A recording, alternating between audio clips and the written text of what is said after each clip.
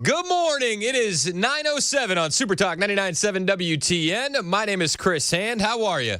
The show is brought to you by Better Water LLC, water filtration systems, water softeners, betterwater.com. We have a massive show for you today. Very, very excited. But before we go any further, Mason, I do need the breaking news sound effect. This is a big story happening behind the scenes here. Hit it. Oh, you can't find it?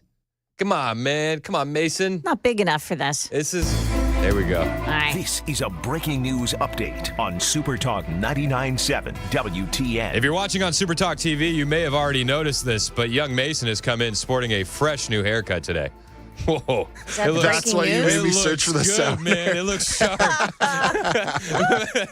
trimmed up the sides a You little should have bit. seen Mason panicking behind the scenes to find the breaking news sound effect. Where is it? He No. wasn't ready for that. He wasn't ready. It looks good. You look sharp. I appreciate it. Yeah, Yeah, just Mason. a little cleaned up. He looks good. He looks good. If you're watching on Super Talk TV, you'll see the added bonus of Mason's fresh new cut.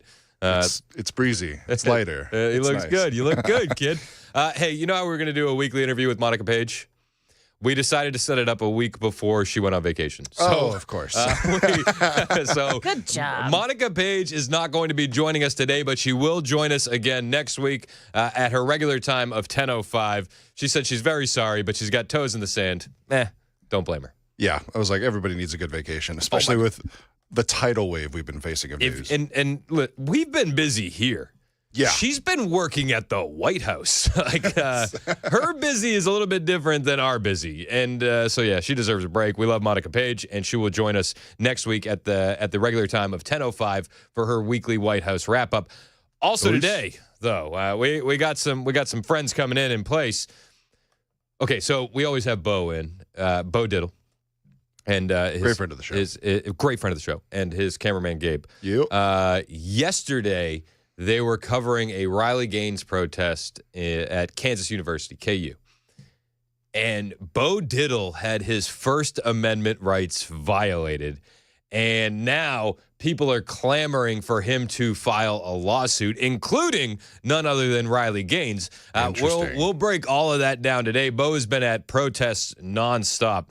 So he's got a lot of stories to tell, him and Gabe, and they are going to be coming in here to break it all down, plus dive through some of the headlines with us in the 11 o'clock hour. We are very, very excited about that. Bo is, those guys are so funny. I just remember everybody being upset that they said the protesters at the Tesla dealership in Franklin were old as hell. they were in their 50s and 60s.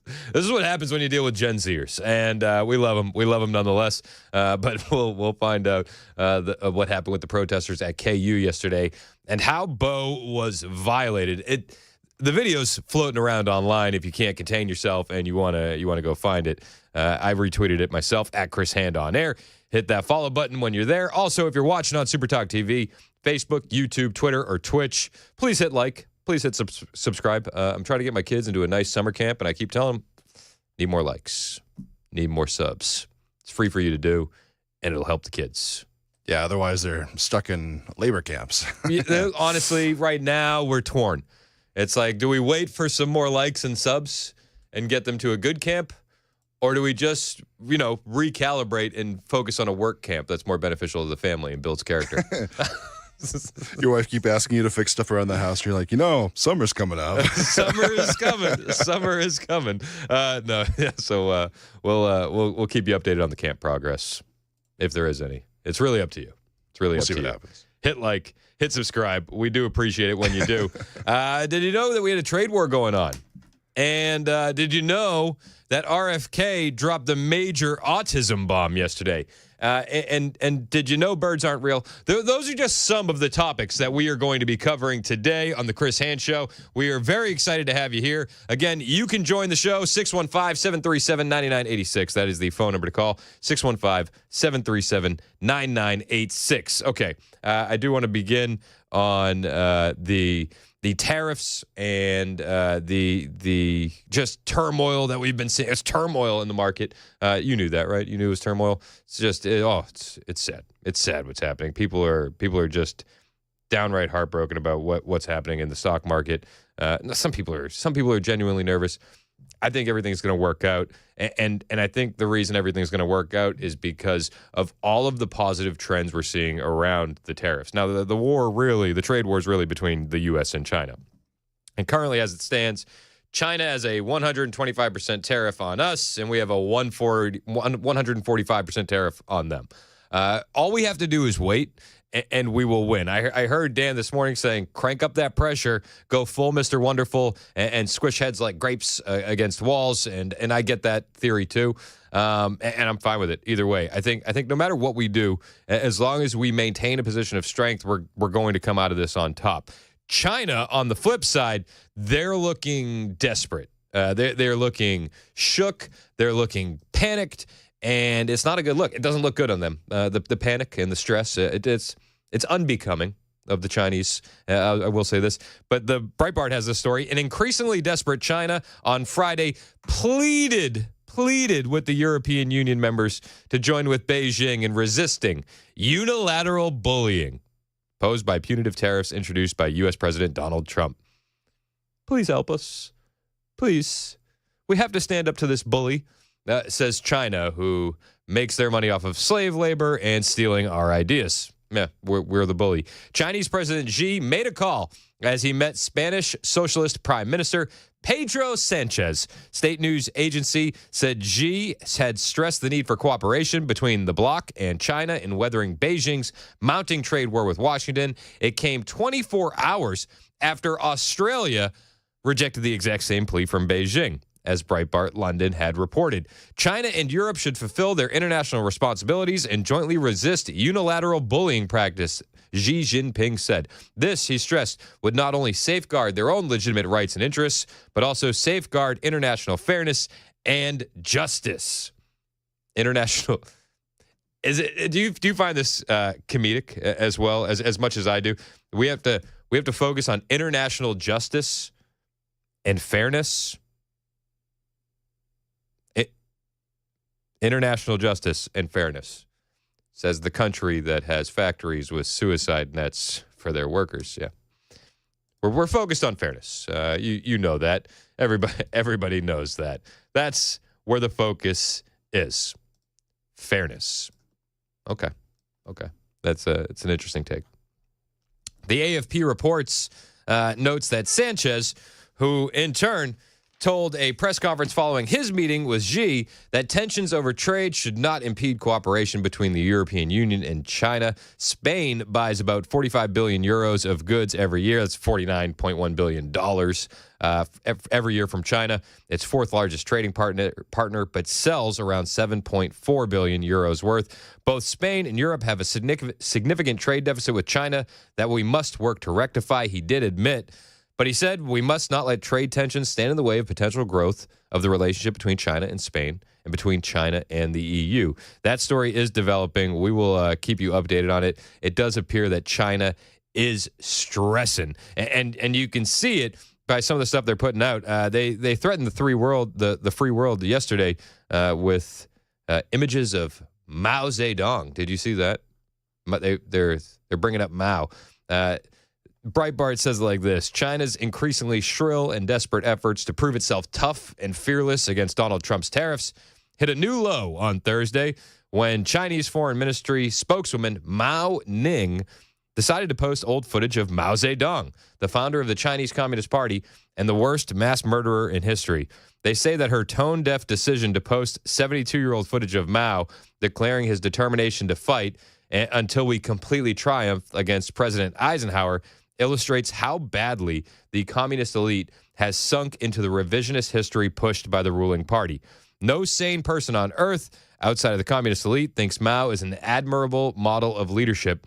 Germany might as well have run some old footage of Hitler to declare its opposition to Trump's tariffs. That's pretty much what it looks like. But she posted this. She said, "We're Chinese. We are not afraid of provocations. We don't back down." And then there's a video of Mao Zedong, and he's doing Mao things. And he's, yeah, you get it. It's in Chinese. It's kind of lost in translation there. China. I like that. You were much quicker on that than the breaking news. Much quicker. Listen, I didn't know we were about to break open the case of my haircut that early in the morning. It was the biggest news story that I saw. That was the lead. That's fair. I didn't want to bury the lead. Of course, Chinese communists are not taught to be ashamed of Mao Zedong's mountain of corpses or his economic policies, which inadvertently starved almost as many people as he killed on purpose. So they're going full Mao. They're fearless. They're Chinese. They're going full Mao. And one of the things that they did was they put a restriction on U.S. films. They're not going to import U.S. films. And I'm thinking to myself, like, oh, no. Ooh. Please make it stop. Oh. Also, it shows how out of touch China is with America, right? Like, American culture right now, like, who gives a damn about Hollywood? Oh, no. Our poor actors and directors and producers might not be able to get some of that sweet, sweet Chinese money anymore. Oh, Mr. President, please remove those tariffs. We have to protect Hollywood. No, I don't care about that at all. President Trump was asked about this yesterday, and spoiler alert, I don't think President Trump cares at all either. Retaliated today by reducing the number of American films that can be shown there. What's your reaction to them now targeting cultural exports from the United States? I think I've heard of worse things.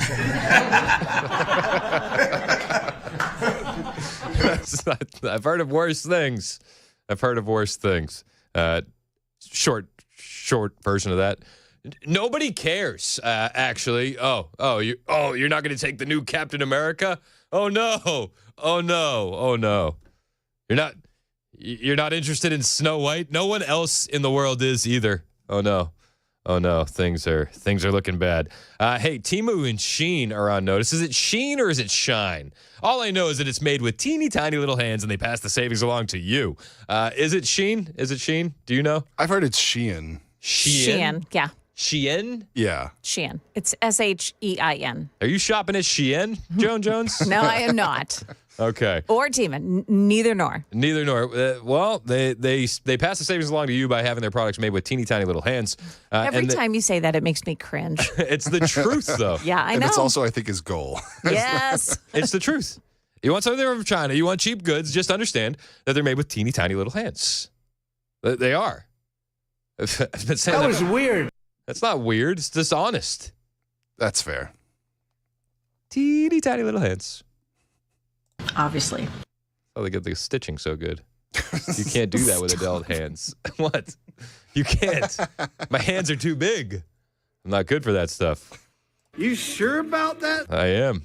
That's why I'm excited to see what my kids can produce in that work camp if we don't get those likes and subs up. All right, so Shein and Temu, they are on notice, and this is because of the tariffs. Shein, which primarily specializes in inexpensive and poorly made women's clothing from teeny tiny little hands, and Temu, which sells clothing, home goods, and other items of murky origins to America. Does anybody, okay, I don't mean to get off on a tangent, but does anybody else get nervous that you might get your package from Temu with a side of like biological warfare? Has anybody else ever thought of that? These are things that scare me, keep me up at night. I've heard of stories of people like actually writing notes and putting it into the packages, like SOS notes. Like you can, and it's written with teeny tiny little hands. It's like, help me. Illegible because it's so small. So small. It looks like a child wrote this. Sorry.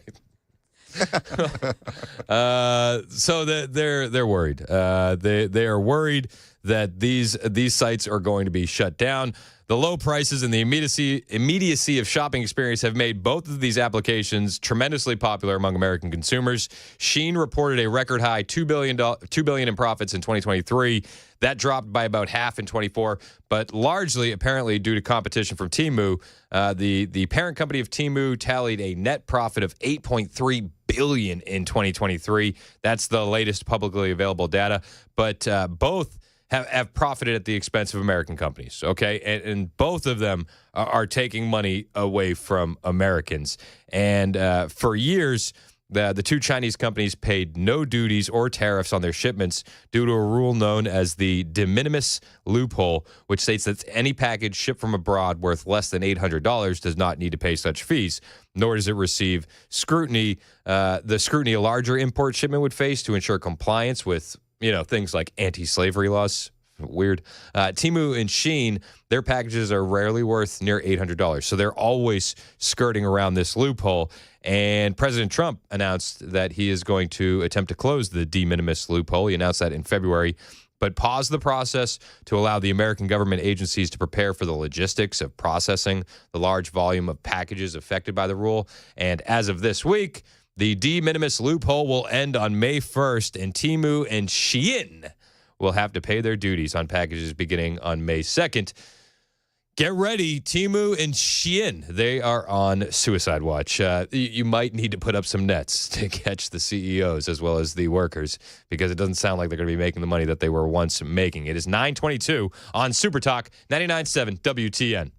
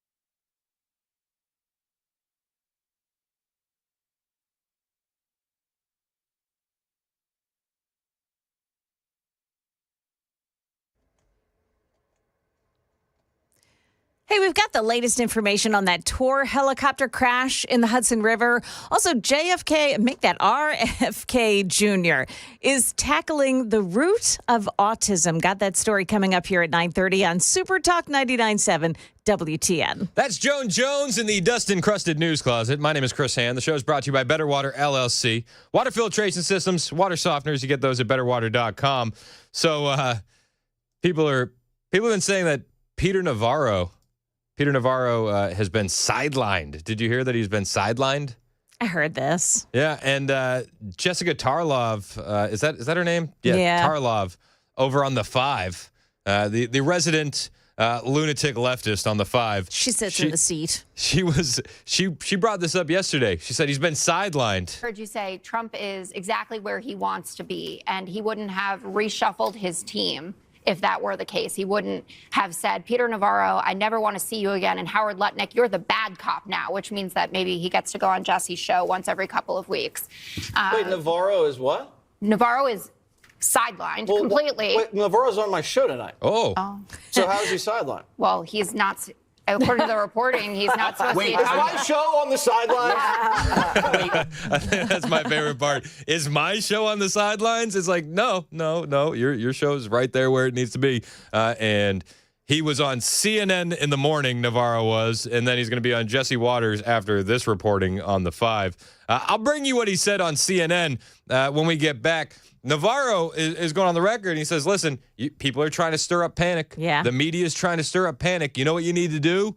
You need to chill. I'll bring you that clip when we get back. It's 9:30 on Super Talk 99.7 WTN.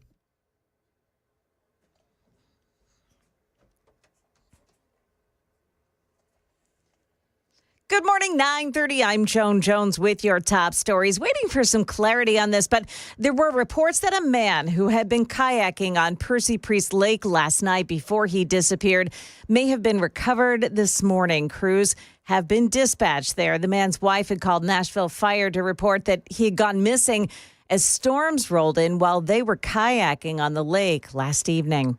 On the waters of the Hudson River between New York and New Jersey, crews have recovered a helicopter that fell out of the sky yesterday afternoon. Witnesses watching in horror as the tragedy unfolded just before 3:30 in the afternoon. Literally, I just see a helicopter splitting in two with the rotor flying off. Debris falling from the sky. And I could see a helicopter falling on its side. Tour company New York Helicopters operating the flight. The CEO telling ABC News his staff has not stopped crying and they are all devastated by this deadly disaster.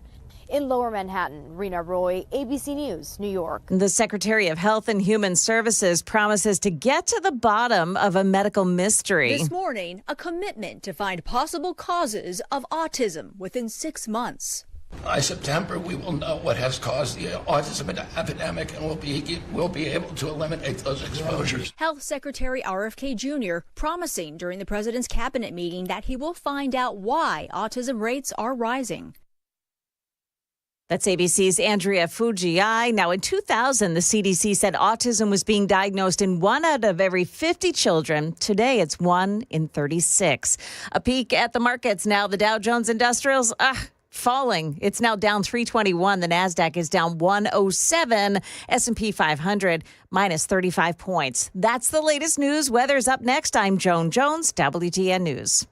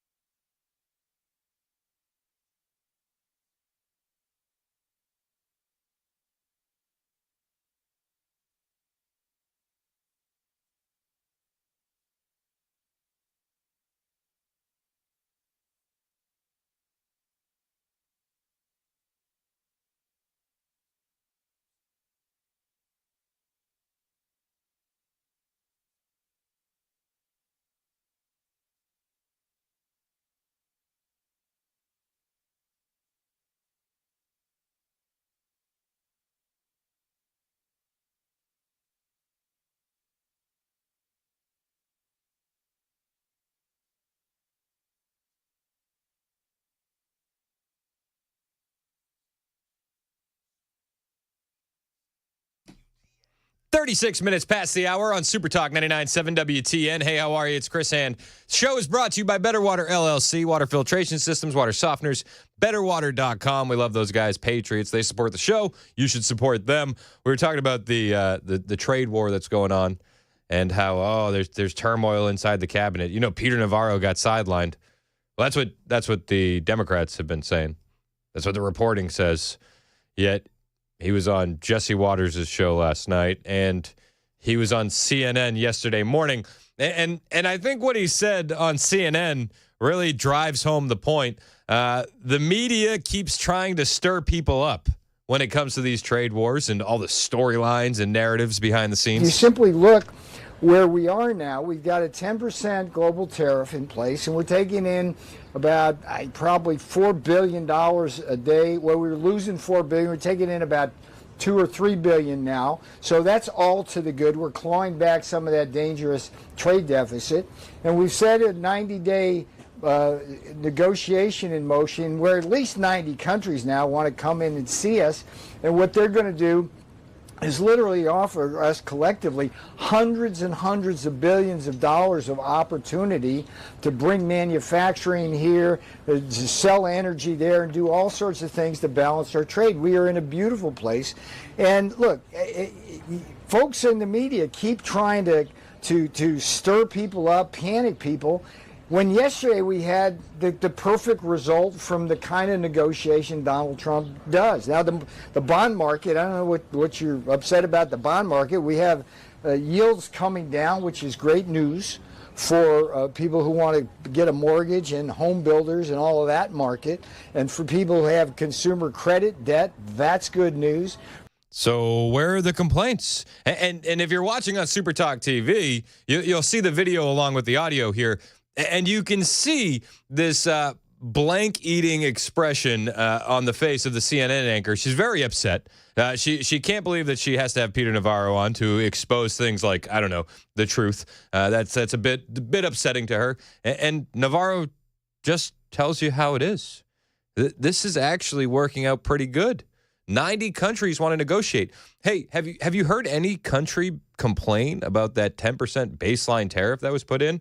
No, isn't that amazing? That nobody's complaining about that. They're coming to the table to negotiate. Yeah, we got a trade war going on with China, and I like our odds there. I do. But the media is trying to stir people up. That's what the media does. And Scott Bessent was talking about this yesterday at the cabinet meeting. They had a big cabinet meeting. And Scott Bessent, who is the most popular guy in the Trump administration currently, he says, listen, when you actually look at the market, you know, even with yesterday's dips and all of that, we're up 2, down 1. And Scott Bessent says, I don't know if you know anything about ratios, but that's actually not that bad. The up 2, down 1 is not a bad ratio, or up 10, down 5. And I think as we have talked about, as we go through the queue and settle with these countries who are going to bring us their best offers, we will end up in a place of great certainty over the next 90 days on tariffs. We had very good inflation numbers today. Oil's down. We had a successful bond market. So I don't see anything unusual today. Nothing unusual. Everything looks pretty good. That's Scott Bessent, the most popular man in the Trump administration as far as high-level cabinet officials go, with a plus 14 overall approval rating. And you know, it's funny that Bessent is the most popular guy in the cabinet. First, with all the trade stuff going on, it's amazing that the media hasn't been able to demonize him. But secondly, the way the media demonizes Trump supporters as these racist, fascist bigots who are going out there and we're rounding up all these groups and we're getting them out, and trans kids don't feel safe in the streets and gay people don't feel safe in the streets. And Scott, the most popular member of the cabinet currently, openly gay. Isn't that weird? But we're evil Nazi bigots. Weird. Now, as a Christian, I hope that I hope he can find his peace with the Lord. But the fact remains, if we're this evil group of political fanatics, the way the media wants to paint us, how is it that the most popular member of Trump's cabinet is openly gay. That's weird. That goes the wrong way against the narrative. But Navarro said it. The media is trying to whip people up. They can't seem to whip people up against Scott Bessent. He said, listen, we're having perfect results from the Trump negotiations, Navarro said. And we are. I mean, just yesterday, 2 days ago, Trump said that we're going to be tariffing pharma products. And this just goes back to Trump's negotiation style and then the results that we see from it. So Trump had said that there was going to be tariffs on pharmaceutical products that are coming into the country. Well, because of that, Swiss pharma company announces a $23 billion U.S. investment days after that pledge of major tariffs on drug imports. Oh, is that good? Is this? I think that's working, right? Does that mean that means it's working? Pharmaceutical company Novartis announced plans to build 7 facilities in the United States and expand others in a $23 billion investment over 5 years on the heels of President Trump's announcement of forthcoming tariffs on imported drugs. Once again, we are seeing private investment into the United States. Trump has already dwarfed what Biden did in 4 years in private investment, and that number is going to. He's gonna keep running up that score. Let's be perfectly honest. And what does this mean? A $23 billion investment in America? Well, it means more factories, more jobs, and better stuff for the American people. This is what we need. Instead of making it overseas, let's make it here and let's let our people make some money. And then, God forbid, a trade war turns into a kinetic war. We might have some pharmaceuticals being made in this country. Love it. I love it. We're not working on Biden time. We're working on Trump time.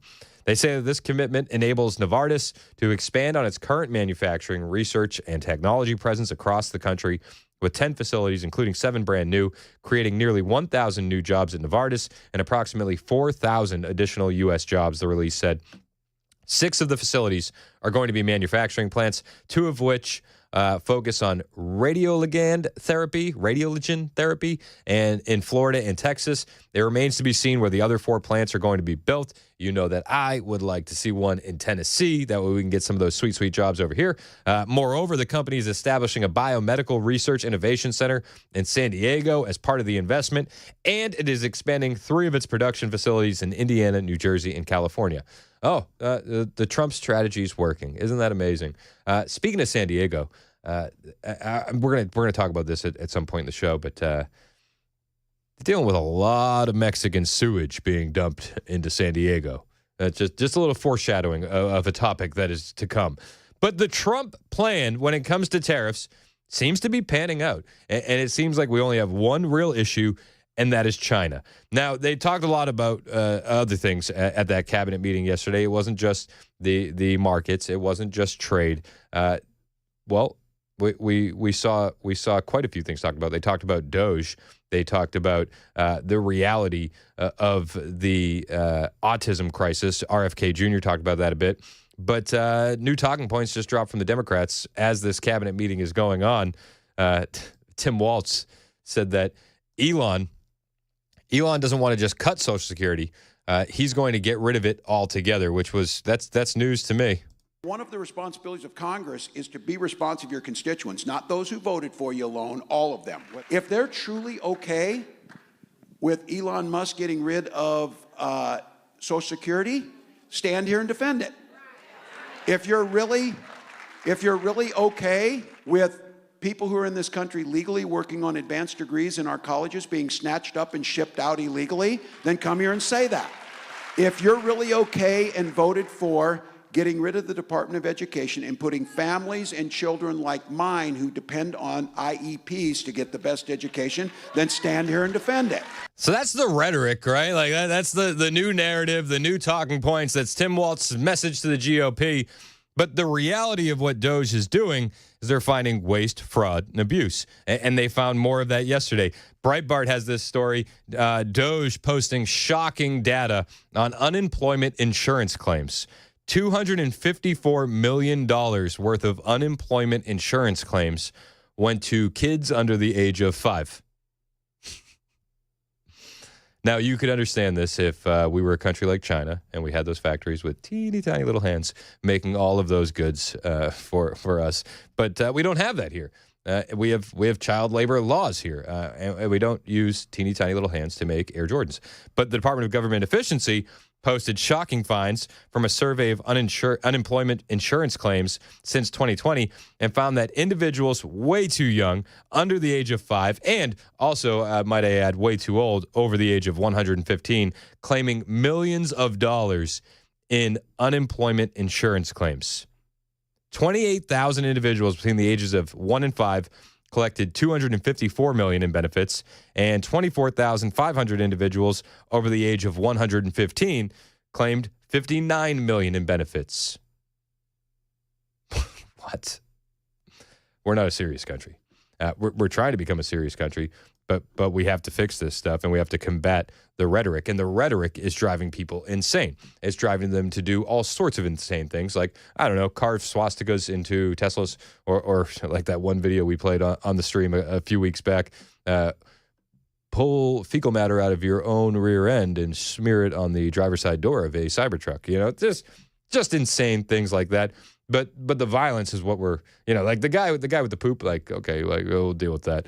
But the stuff that's insane is the firebombing, the shooting of guns at Tesla dealerships, the absolute fanatical ways of going about this. And Pam Bondi yesterday at the cabinet meeting, not a Fox News interview. Weirdly enough, this was at the cabinet meeting. Pam Bondi said that within 24 hours, you're going to be seeing another huge arrest. So that countdown is continuing. We're like hours away. She says we're going to see another huge arrest when it comes to some of those Tesla attacks. In the next 24 hours, you're going to be seeing another huge arrest on a Tesla dealership, President. And that person will be looking at least 20 years in prison with no negotiations. That's great. That's great. They talked about a bunch of things at that cabinet meeting, and at that cabinet meeting, Trump said Elon's doing a great job. He said he doesn't need him for anything. He just likes him, and he says he's doing a fantastic job. Fantastic job. The big story out of the cabinet meeting was RFK Jr. and the comments that he made about autism. A lot of people in the Maha movement have been waiting for this. The rates of autism have been skyrocketing. We don't need to tell you that. Currently, it sits at 1 in 36, as you'll hear in this next clip. There's new research out there that says it's gotten even worse, to 1 in 31 kids being diagnosed with autism. But RFK says that by September, we should have an answer to what's causing the rapid rise in autism rates. We are going, at your direction, we are going to know by September. We've launched a massive testing and research effort that's going to involve hundreds of scientists from around the world. By September, we will know what has caused the autism epidemic, and we'll be able to eliminate those exposures. So big. Think of that. So it was 1 in 10,000 children had autism, and now it's 1 in 31. Not 31,000, 31. Crazy. That's a horrible statistic, isn't it? And there's got to be something artificial out there that's doing this. So you think you're going to have a pretty good idea, huh? We will know by September. We will know by September. You'll think you'll have a pretty good idea, and RFK responds, we will know by September. Now, there's a lot of theories out there, and depending on which circles of the internet you tend to hang out in, some theories are more prevalent than others. But RFK expanded a bit on that huge revelation that by September we would have a report giving us the causes of this autism spike. He expanded on that thought a little bit more in a Fox News interview after the cabinet meeting, which I'll bring you the highlights of when we get back. He says it's not just vaccines that we're going to be looking at. We're going to be looking at a plethora of things. I'll bring you all that when we return. 9:51 on Super Talk 99.7 WTN.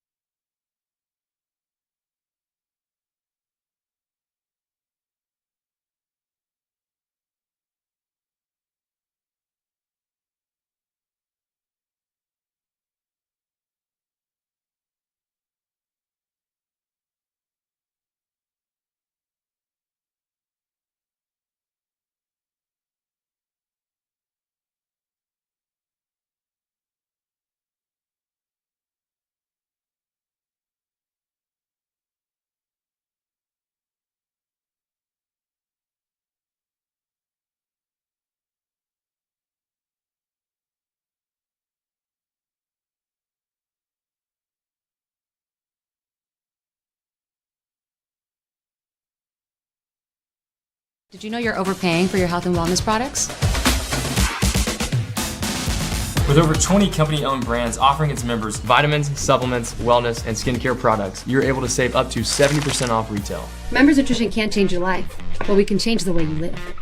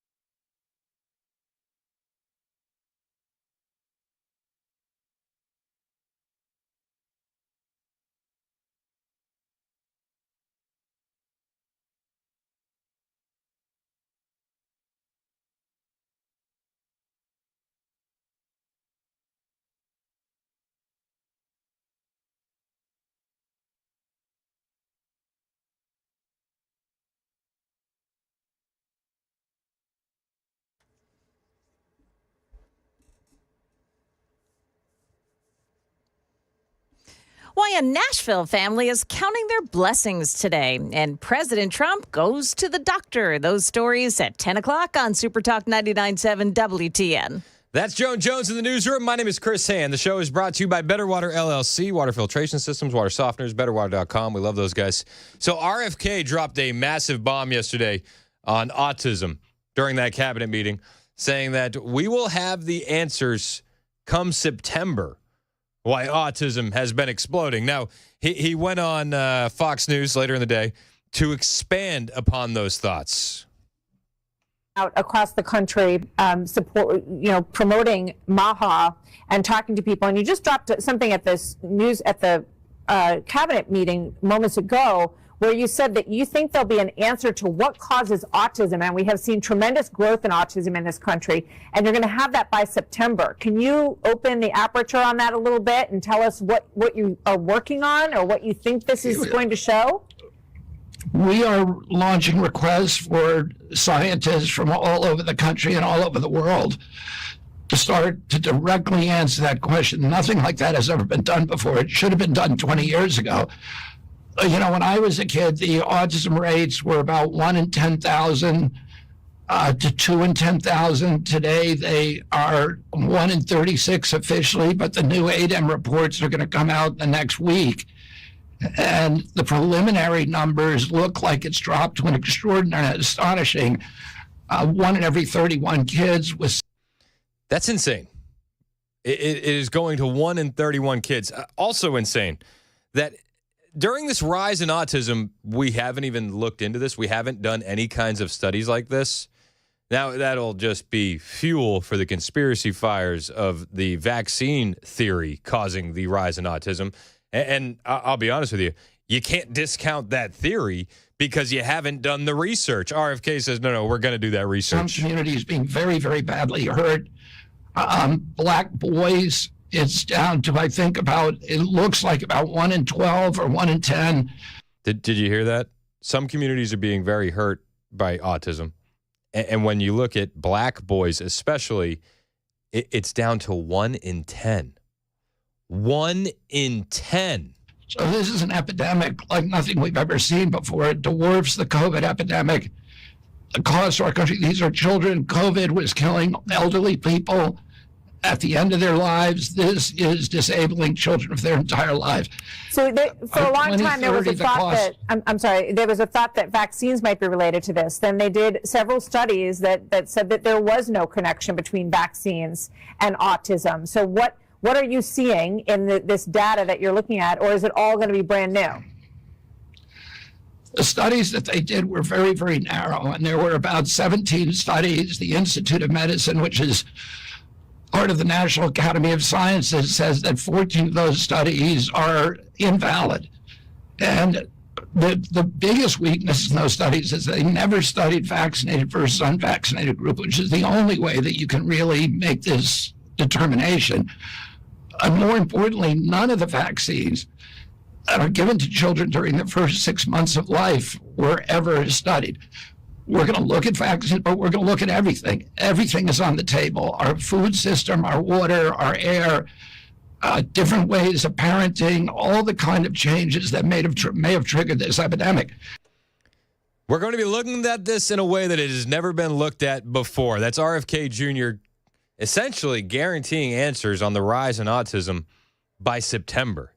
That's wild, and a story that many who have been screaming as loud as they can about this for years are going to be very excited to follow. We'll be following it here on the show as well. When we get back, the 2020 election, was it stolen? Well, the conversation's back on the menu, boys, and we'll bring you the latest. It's Super Talk 99.7 WTN.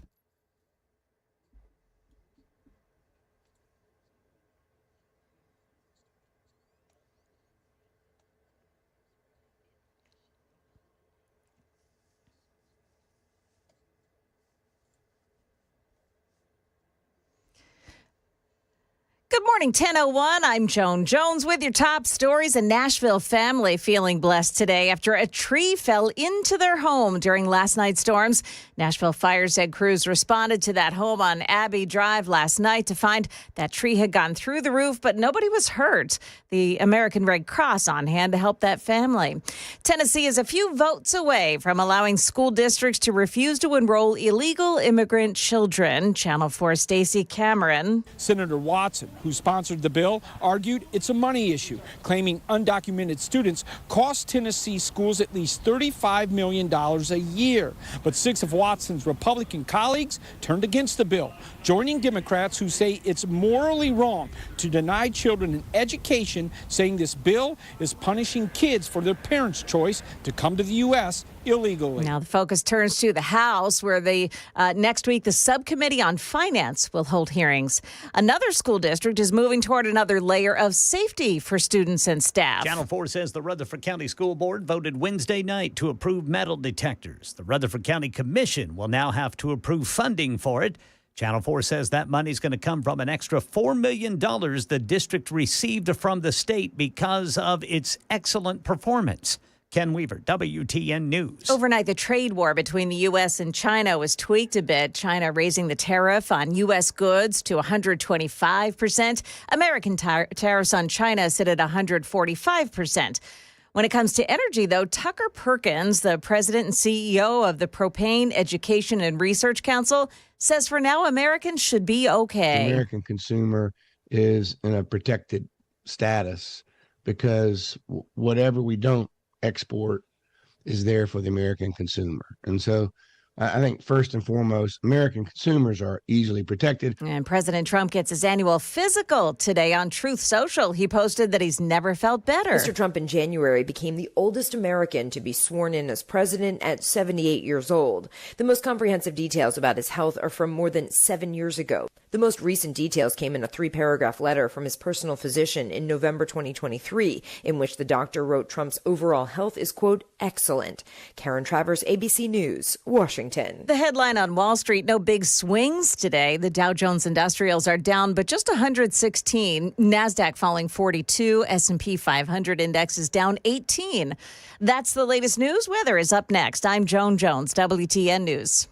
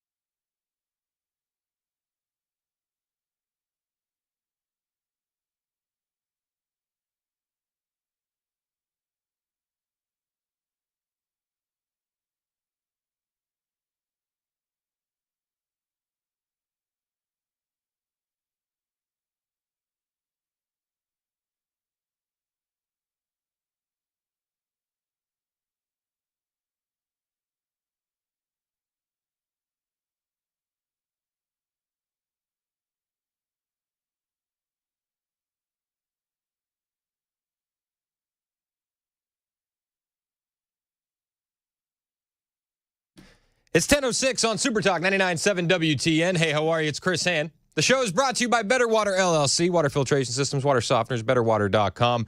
Now, normally at this time on Fridays, we're going to be having Monica Page joining the show. She's our White House reporter, and she's going to be joining us live from the White House lawn every Friday at 10:05. But when we decided to do this, we didn't know that she was going to be at the beach for the second one. Whoops. Ooh. Whoops. That's my bad. Maybe I should have waited, but I don't think so. We had a good interview last week. Yeah, last week was killer. So she'll be back in this time slot next week, and we'll have double the questions, and maybe we'll do double the time. I'm fine with Maybe I'll tell her she owes me an hour. You owe me an hour standing in front of the White House talking. I'm probably not going to do that, full disclosure. We love Monica Page. Hope she's having the best vacation because you're working at that White House right now. Busy. So the 2020 election, back on the menu. It's going to get crazy. So a couple days ago, Trump revoked Chris Krebs' security clearance live in the Oval Office, and he was questioning the integrity of the 2020 election. Not unlike President Trump to do, right? And so he revokes this guy's security clearance, and he brings up the election, and this is what it sounded like. Krebs, the former head of CISA, this is a man who weaponized his position against free speech in the election context, in the context of COVID-19. A presidential memorandum to the one you just signed. It is he might have, and further instructs your Department of Justice, other aspects of your government, to investigate some of the malign acts that he participated in while he was still head of CISA. This is another one. I don't know that I met him. I'm sure I met him, but I didn't know him. And he came out right after the election, which was a rigged election, a badly rigged election. Yep. We did phenomenally in that election. Look what happened to our country because of it. Open borders, millions of people coming into our country. Russia and Ukraine, that would have never happened. October 7th would have never happened. Afghanistan, the way that they withdrew with 13 dead, but so many killed, actually. I mean, so many killed outside of the 13 soldiers, hundreds of people killed. And maybe, I don't know, never mentioned, but I mentioned it, 42 or 43 people so badly injured, the legs, the arms blown off, the face. And this is all because of an incompetent group of people that preceded us. That shouldn't have been there in the first place if you, like many others, understand that the 2020 election wasn't exactly on the up and up. I mean, that's I think you can say that that's putting it lightly. Now, Chris Krebs, who is the head of CISA, you remember Chris Krebs, right after the 2020 election, he goes all over the media saying, listen, this was the most secure election in history. He went on a gaslighting tour of the nation, and he's now going to be investigated by the Justice Department because of the slimy things he did. This is Chris Krebs. It's completely and utterly surreal. None of these lies have been substantiated to any extent. Every single one of them has been debunked. Chris Krebs was director of the Cybersecurity and Infrastructure Security Agency, charged with protecting the 2020 election. He called it the most secure election in American history, and days later was fired by President Trump. The most secure election in history, with all those mail-in ballots. And remember what happened in Detroit and then in Georgia. Nothing fishy whatsoever. Stop asking questions. How secure was the 2020 election? Let me put it this way. It was the most litigated. Was it? It was the most scrutinized. It was the most audited. This election was put through the ringer from so many different directions. There's no evidence that any machine that I'm aware of has been manipulated by a foreign power. Period. Communist money from China and Cuba used to influence the election. Look, I think we can go on and on with all the farcical claims that alleging interference in the 2020 election, but the proof is in the ballots. The ballots that were mailed in that we couldn't prove who they were from, and we didn't get to watch them count. The recounts are consistent with the initial count, and to me, that's further evidence, that's confirmation that the systems used in the 2020 election performed as expected, and the American people should have 100% confidence in their vote. But we don't. You know, my favorite part about that whole clip is when he says the proof is in the ballots. Again, ballots that were harvested, ballots that were not signature verified, ballots that required no ID, that were shipped in during the shutdown in vans from who knows where. The recounts don't really mean anything. We needed a full-on investigation. We never got it. Fun fact, his statement where he goes, it was the most secure election in history, that statement was actually written by a small coalition that included Democracy Works, Smartmatic, and Dominion Voting. Weird.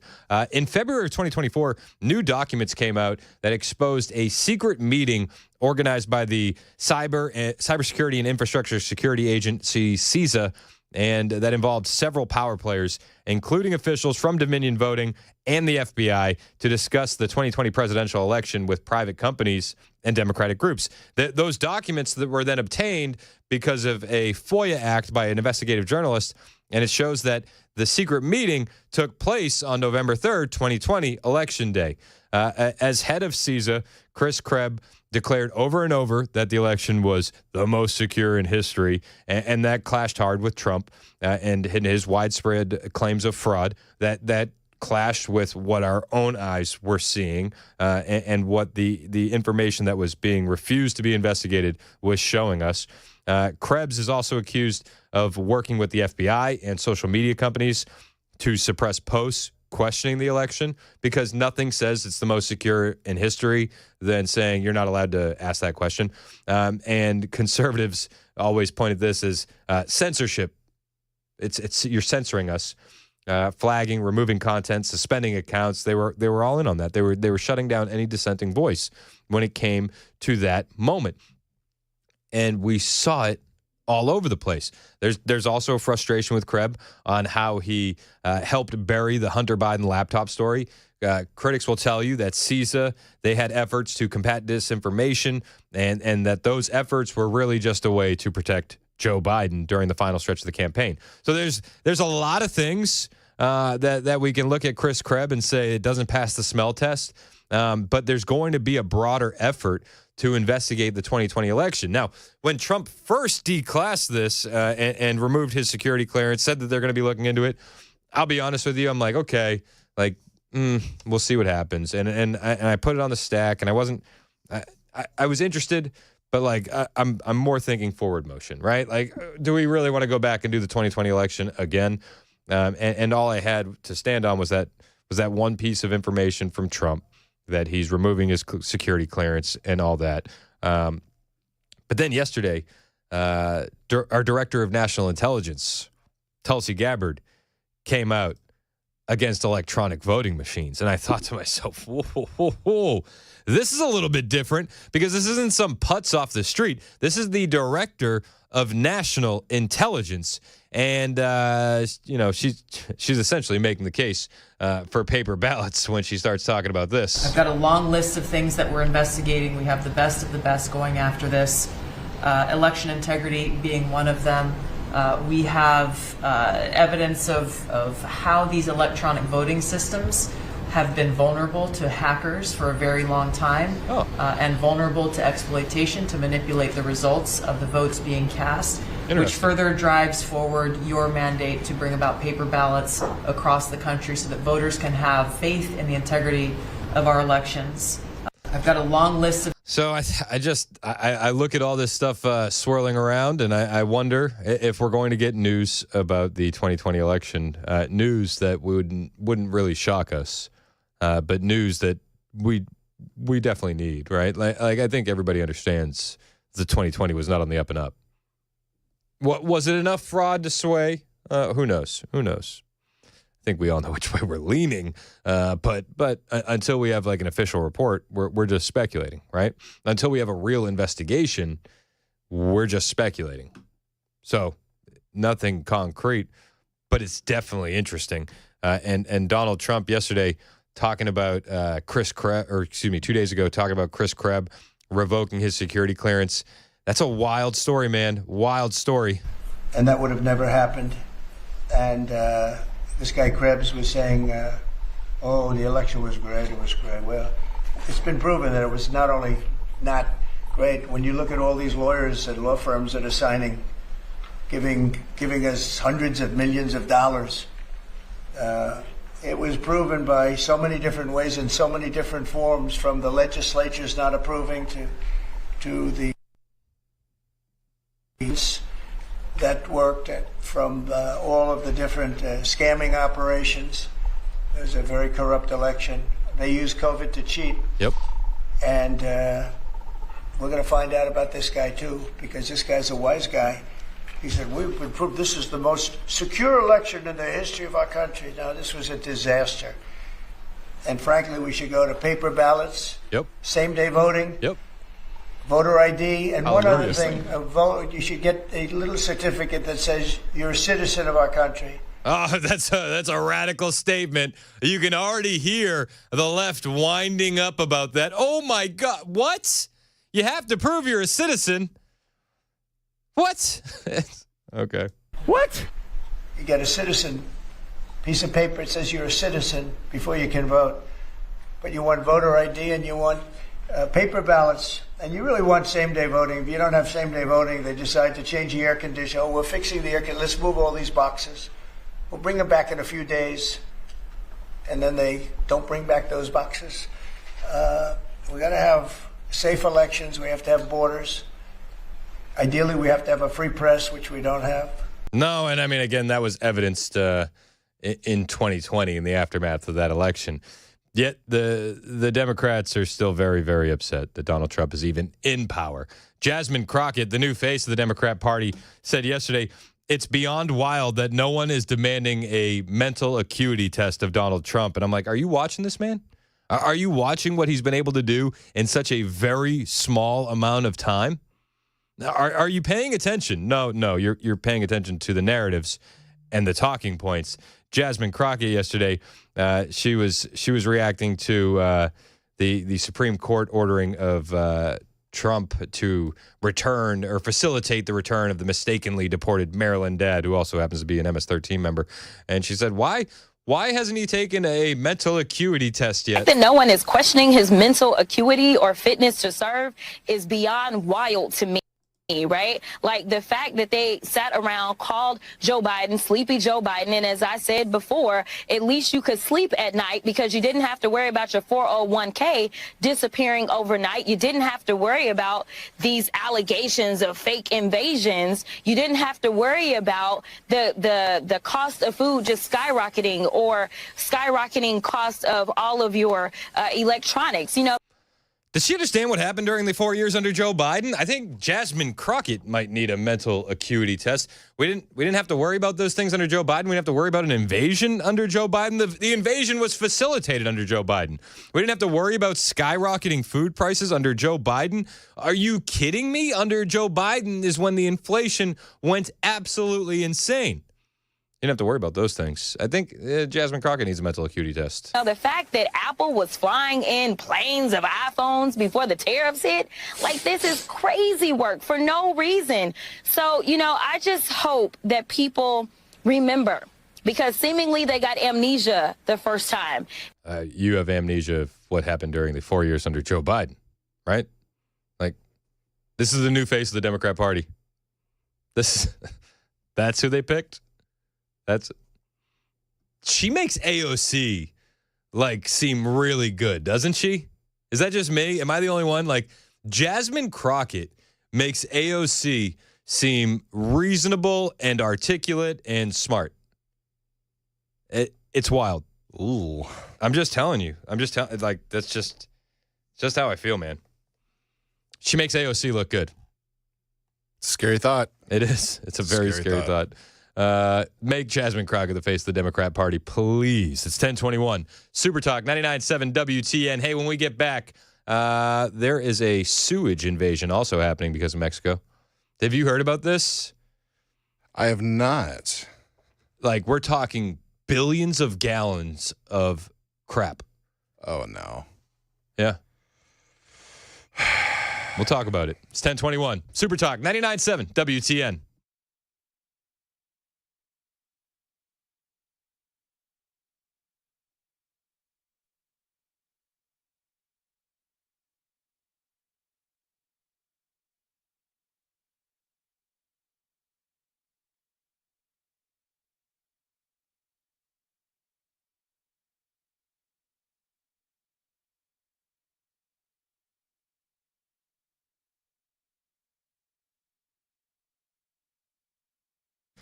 Hey, it's Chris Hand here from my friend Jason Whitlock. He has a fantastic event coming to Nashville May 2nd and May 3rd. Men of Courage. It is time to take a stand. Jason Whitlock, Tucker Carlson, Nashville, May 2nd and 3rd, Roll Call 3.0. This is going to be the ultimate gathering for bold, faith-driven men to get ready to fight for truth in today's culture. We need more men ready to stand up, and this event is going to equip you with what you need. Friday night kicks off with a VIP event at 3rd and Lindsley, featuring an exclusive conversation between Whitlock and Tucker with country music from Randy Houser, comedy from Steve Byrne. Saturday, they move over to Rocketown. You're going to hear from powerful speakers like my pastor, Alan Jackson, Doug Wilson, and Corey Brooks, and more. Plus, you could even meet Tucker Carlson. You could grab premium access, but you got to act fast. These spots are extremely limited. Tickets are starting at just $99, but this will sell out. Grab your tickets now at fearlessrollcall.com. It's time to step up, speak out, be fearless. Fearlessrollcall.com.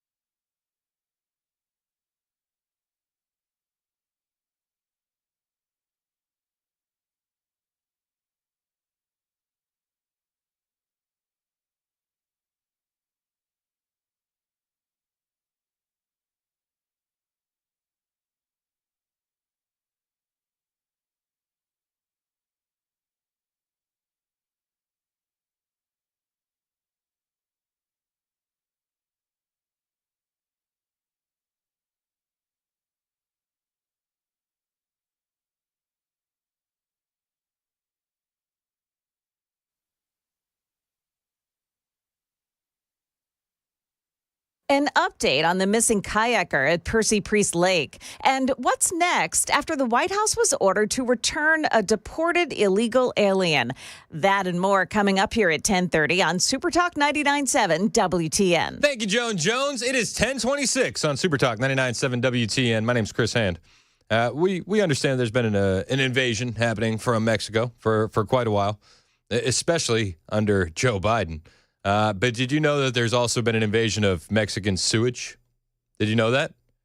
It's like millions, according to some counts, billions of gallons of sewage flowing in to the United States via Mexico, shutting down our beaches. Did you know that? It's happening in San Diego. That's so gross. They said, sorry, beach is closed, too much poop. That's what the sign says, I swear. But you weren't supposed to go in the water. Which it kind of makes me chuckle a little bit because they're fine with the poop on the streets in California. But yeah. If the poop is in the water, the beach has to be closed. That being said, I don't want any fecal matter anywhere near our beaches. But it seems like this is a problem. And I came in contact with this tweet from Lee Zeldin last night. And if you're watching on Supertalk TV, we'll put the post up on the screen for the added visual element. But he says, last night, EPA was notified of a spill of Mexican sewage at the U.S. border. Roughly 6 million gallons entered the Tijuana River over the last 2 days. That's 3 million gallons of sewage a day. It's gross. And Mexico is stating that their pump station, Sila, will be activated to fully capture leakage headed to the U.S. tomorrow.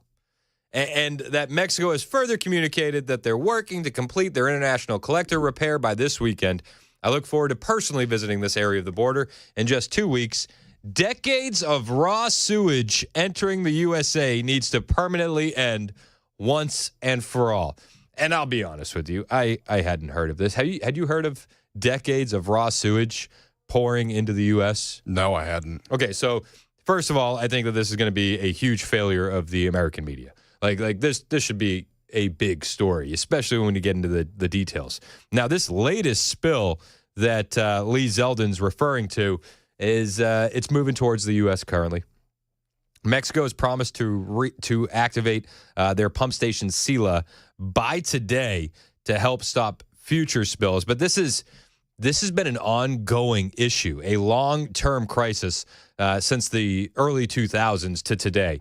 The Tijuana River has faced repeated sewage spillage for decades. Tens of millions of gallons of sewage have leaked into the river during specific incidents. All of this sewage flows into the Pacific Ocean, affecting the Tijuana River estuary and the San Diego beaches. And it causes it'll mess up your infrastructure, and it's gross. It's gross. But there's been major escalation. Now, this event that Lee Zeldin is referencing really kicked off in October of 2023. Who was in charge of the EPA in October of 2023? Yep, exactly. They say that 31 billion gallons of sewage, polluted stormwater, and trash have entered the Tijuana River between October of 2023 and November of 2024, roughly 2.4 billion gallons per month, a massive increase compared to past years. Then again, it continues to flow all the way through Mexico into America. It flows into the Pacific Ocean, and then it shuts down San Diego beaches, and it harms their local ecosystems. That's according to the San Diego Coastkeeper, which is a respected local environmental nonprofit, reporting that figure of 31 billion gallons. Now, Zeldin is going to visit this, but the sewage is invading. It begins in Tijuana, Mexico, and then we see it on our beaches. It is nasty. So I think we can only conclude one thing. We're not just being invaded via illegal aliens from the Mexico border, but we're also being invaded by sewage. 31 billion gallons of Mexican sewage. So the visit in 2 weeks, that's a start, but we need stronger action. And where was the Biden administration and the media in all of this? How much do you think we can tariff Mexico over pooping in our pools? Is there a way to do this? U.S. taxpayers have been burdened by Mexico's negligence for far too long. And this is just another example of it. You're looking at beach closures from these that are going to hurt tourism. It's going to hurt money coming in for local businesses in the millions. This punishes our workers and our small businesses. Mexico should pay for damages. Mexico can't stop drugs. They can't stop human trafficking. They can't stop the invasion. And now they clearly can't stop literal sewage. They are the worst neighbor in the entire world. Speaking of neighbors, Pete Hegseth had something to say about our backyard. I'll bring it to you when we get back. It's 10:31 on Super Talk 99.7 WTN.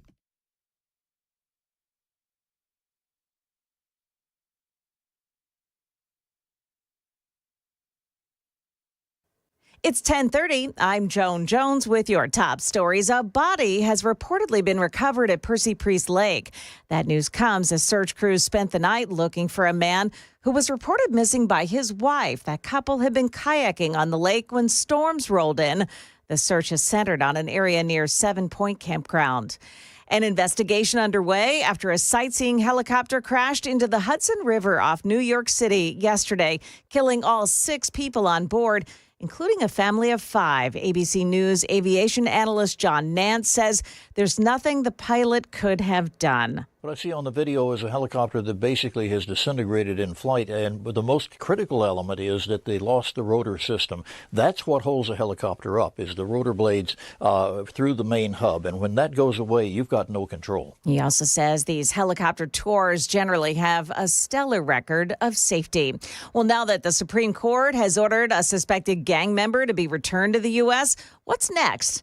ABC's Terry Moran. Exactly how or when Garcia will be returned to the United States remains unclear. The government says that Abrego Garcia was a member of the notorious MS-13 gang in El Salvador and that he's a threat to the public here. His family disputes that. He was under a court order protecting him from being deported to El Salvador because he feared for his safety there.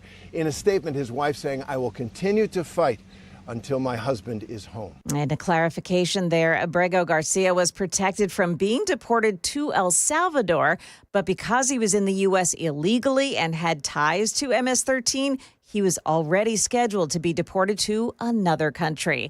That's the latest news. Weather's up next. I'm Joan Jones, WTN News.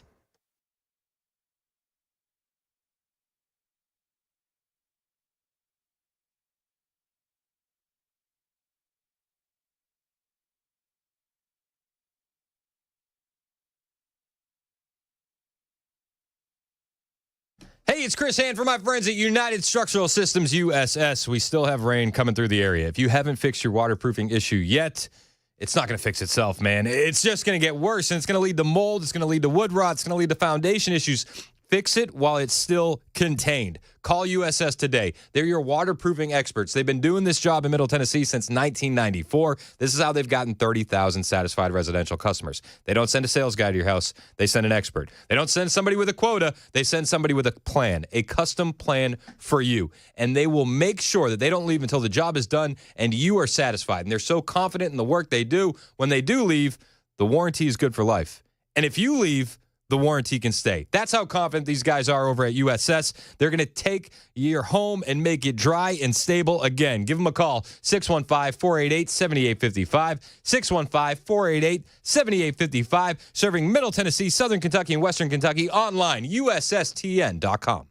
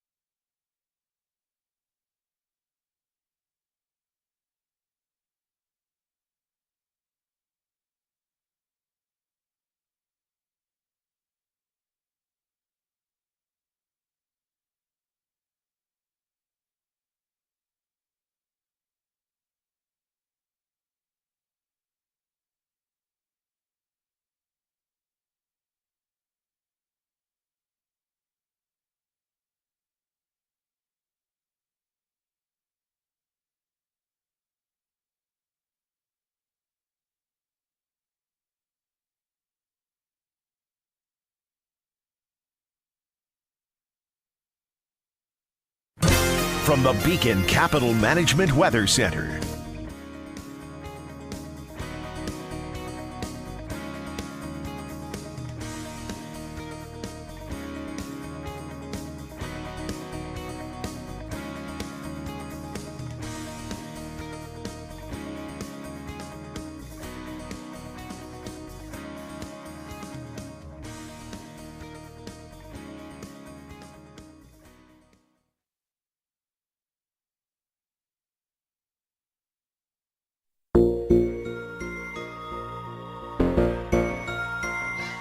Bye, Matt.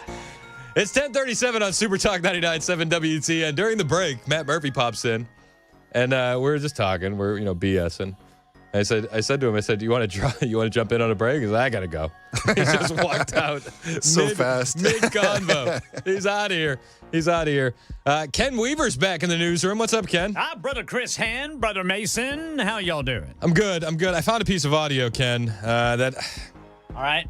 I feel bad having to play this for you, but I also feel like if I don't know if anybody else will. Okay.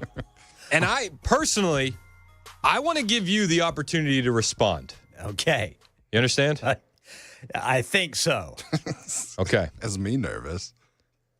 Yesterday, the President of the United States, Donald Trump, said that he was the greatest weaver. So just getting back to your, because I'm the great weaver of all time. So I would like to give you a chance to respond, Ken. You are now number 2 in the ranking of weavers. With all due respect, Mr. President, Mama Weaver is the best weaver. He disagrees. Because I'm the great weaver of all time. Oh my gosh, dude, he was in rare form yesterday, man. Oh, I loved it. I mean, just everything he was doing, he was having fun with. What was it? The day before yesterday, whenever he had the Indy, NASCAR, and IMSA driver champions, and he was talking about how fast the cars were, and it's just something. And then in the middle of congratulating these guys, talking about how great auto racing is, and then just taking random questions from the media. Yep, he's the greatest. Because I'm the great weaver of all time. He weaves it all in, man. To weave, you have to be a genius. To go on tangents, anybody can do that. But we'll get back to your original U.S. deal. Now, see, I do agree with that. To weave, you have to be genius. To weave is to love. That's what they say. Can't argue. So a lot of the left currently they're trying to dunk on Trump with this Supreme Court ruling. Yesterday, the Supreme Court rules that the Trump admin must facilitate release of deported man from the El Salvador prison. The Maryland dad. He's just a dad. And he's also an MS-13 member. And he's also, fun fact, a citizen of El Salvador. So we sent him back to El Salvador, and then now we have to facilitate the return of him to America in order to return him to El Salvador. Now, the reason that we have to facilitate the return is because he is afraid of persecution from El Salvadoran gangs. I don't know if you've been paying attention to El Salvador, but Nayib Bukele cleaned that country up. It's now one of the safest countries in the world. I think that would make his asylum request null and void, but the U.S. Supreme Court didn't see it that way. They ruled on Thursday that Trump must facilitate the release of Kilmar Abrego Garcia, that dear old dad from Maryland who also happens to be an MS-13 member who was mistakenly deported to a prison in El Salvador. The left is spinning this as Trump has to bring him home. That's not what it says. It says that they must facilitate the return. There's also a very real possibility that Nayib Bukele says, nah, hard pass, not my Supreme Court, not my problem. He can stay. That's very much in the cards of things that could happen. But the court partly granted and partly rejected an emergency request filed by the Justice Department contesting a judge's order that Kilmar Abrego Garcia be retrieved from a prison in El Salvador, where he was sent on March 15th, along with men alleged to be Venezuelan gang members. There were no dissenting votes, but the court's 3 libs signed on to a separate statement authored by Justice Sonia Sotomayor, saying that they agreed that the proper remedy is to provide Abrego Garcia with all the process to which he would have been entitled to had he not been unlawfully removed to El Salvador, according to NBC News. The decision clarified that the Trump administration does not have to immediately retrieve Garcia from El Salvador, noting that the judge-imposed deadline has already expired, while advising it should be prepared to share what it can concerning steps it has taken and the prospect of further steps. The ruling criticized District Judge Paula Zinnes for potentially overstepping by ordering the government to effectuate his return, which would infringe on the executive's foreign affairs authority. The district court was directed to clarify its order with deference to the president's powers. A Justice Department spokesperson said in a statement that the ruling shows the Supreme Court understands it is the exclusive prerogative of the president to conduct foreign affairs, adding it illustrates that activist judges do not have the jurisdiction to seize control of the president's authority to conduct foreign policy. So I guess depending on which way you look at this, you can make the argument for either side. This is going to be one of those ones that we wait and see. That the left is definitely going to try to spin this as a loss for the Trump administration. It's not a loss yet. It just feels like we're going into overtime. A federal judge on Thursday also said that she will halt the Trump administration from ending a program that allowed hundreds of thousands of Cubans, Haitians, Nicaraguans, and Venezuelans to temporarily live in the United States, which is a bit more annoying. Activist judges doing activist things. CBS News has this story. So they wanted to shut down that parole program from Joe Biden, the CHNV. And the Trump administration was going to end it.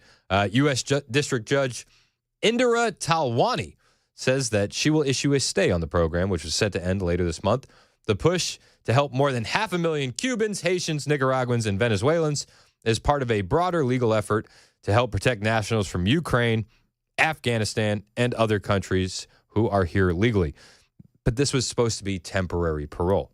So the president decided that that time frame, which was temporary, has come to a close. This stay it's going to fail. Let's be perfectly honest. They arrived, these individuals from these countries, with financial sponsors and were given 2-year permits to live and work in the U.S. During that time, the beneficiaries needed to find other legal pathways if they wanted to stay in the U.S. Parole has been a temporary status. The Biden administration launched this program in October of 22. So they've had their 2 years, the overwhelming majority of them. And the Biden administration, they let in 500,000 more migrants from these countries to fly into the U.S. for temporary parole grants than announced. And the administration announced they wouldn't renew the grants, but this federal judge is now blocking Trump from using his authority to end it. We'll see what happens. I think that one's going to end up as a huge L for that activist judge. The Trump administration, also, this is something we talked about yesterday, the Social Security numbers, all of the Social Security numbers that have been given out to illegal aliens, 2 million plus non-citizens giving Social Security numbers, which obviously would help them register to vote, help them file taxes, help them get tax refunds, help them with all their benefits and their Medicare and their Medicaid and all the things. The Trump administration has started voiding those Social Security numbers. Thank you. And they're doing so to force self-deportation. The Trump administration has started invalidating Social Security numbers of immigrants with temporary legal status, moving them to an ineligible master file. The move, they say, aims to force self-deportation. The first group impacted includes 6,000 immigrants with criminal records or alleged terrorism ties. You heard that right. The Biden administration was giving Social Security numbers to illegal aliens with criminal records and terrorism ties. Critics, of course, will call this illegal. Warning, it could affect others with legal status. We'll keep you updated on this story. Insanity. Absolute insanity. Even more insane is watching the Democrats try and act like they're big, bad, and tough when it comes to border security. Hakeem Jeffries yesterday saying, listen, I believe in a secure border. It's like, do you, pal? Do you really? We're proposing new spending for border security funding in this forthcoming budget bill. Is that something that your conference will support, that sort of security investment? We have to look at the particulars. We believe that we need to secure the border, make sure that it is safe and strong, that the rule of law, consistent with America as a country of a nation of laws, is fully and completely implemented at the border.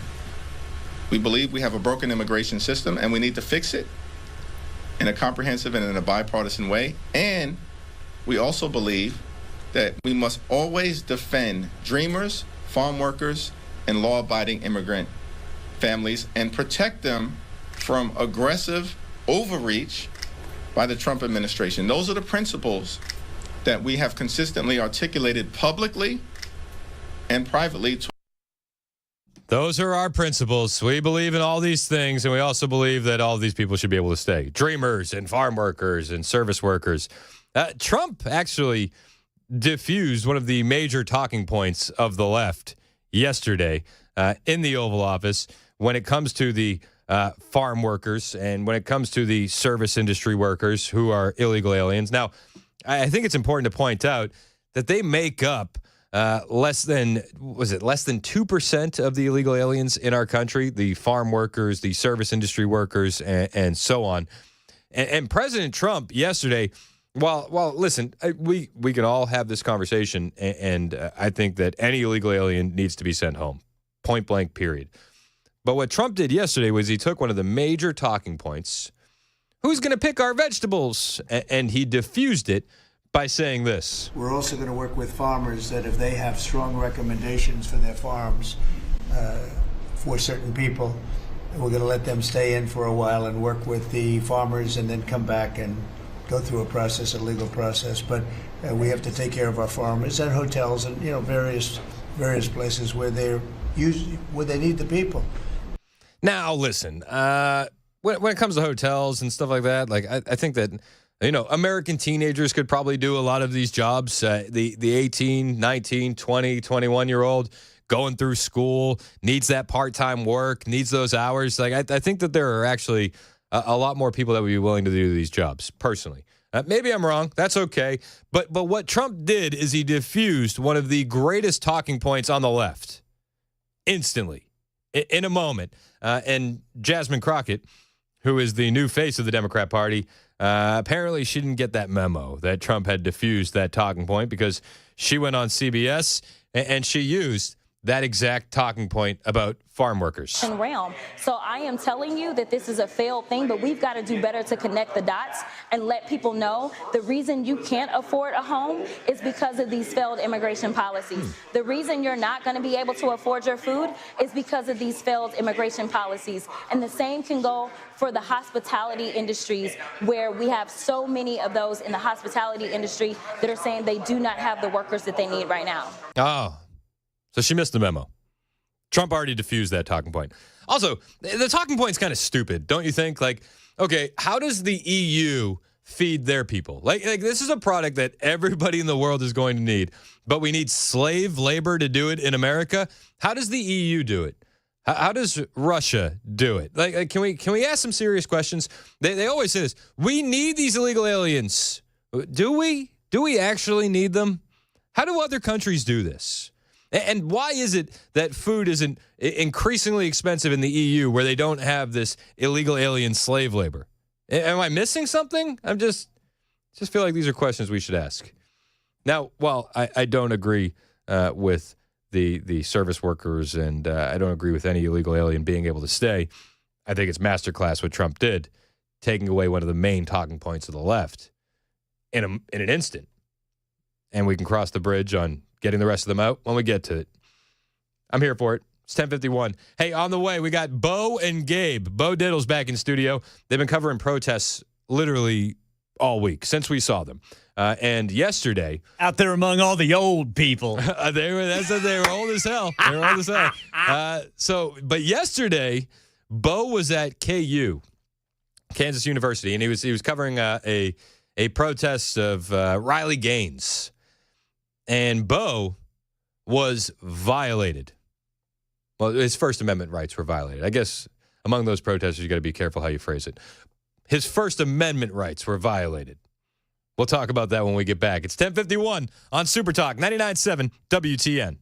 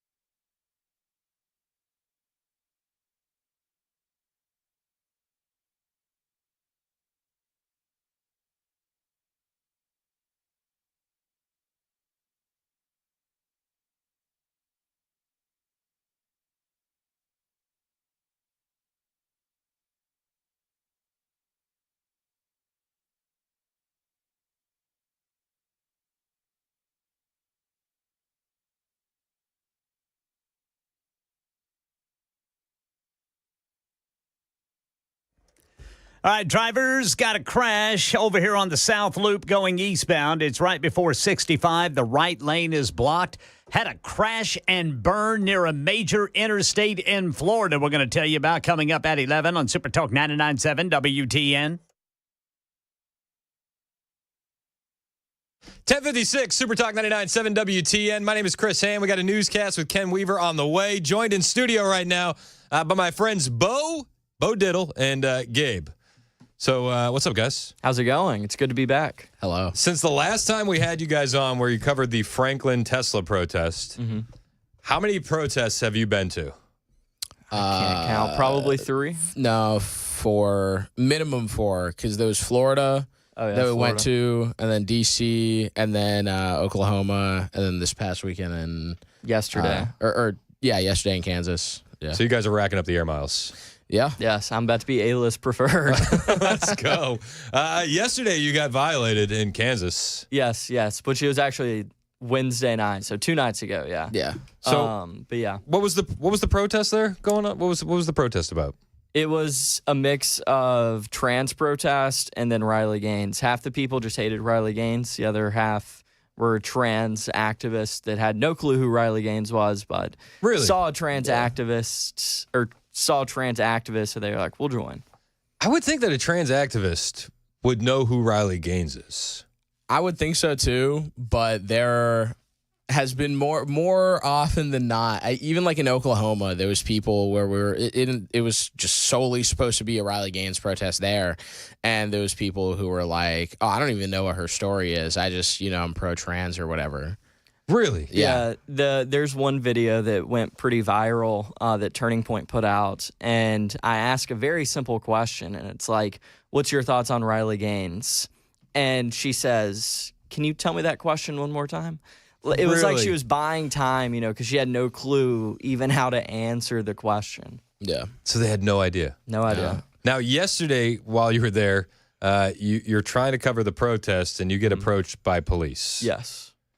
What were you doing? Were you breaking the law? No, I was not breaking the law. So it started just trying to interview protesters, and it started with Kansas University. Not staff. Teachers, but like, staff. Yeah, staff. And they were like, we need you to leave. And I said, well, respectfully, I can't do that. It's a public sidewalk, and I'm not doing anything wrong. You can't kick me out. And they were like, you can be here, but you have to be on the other side of the street.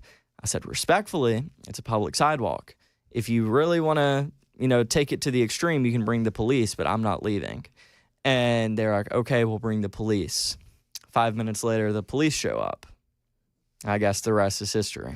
Well, we're going to dive into the rest of that. Plus, Riley Gaines tweeted at you guys on X and said she smells like this is a lawsuit waiting to happen. It definitely is a lawsuit. I don't know if we're going to take it to that extreme. Had I been arrested, different story. Well, me and the rest of the audience are going to be encouraging you to cash in on this as quickly as possible. Yeah. And then if you do go forward, I'm gonna take some credit, and I'm gonna ask for a 10% commission. A 10% commission on that. We'll talk more with Bo and Gabe when we get back. It's 11 o'clock on Super Talk 99.7 WTN.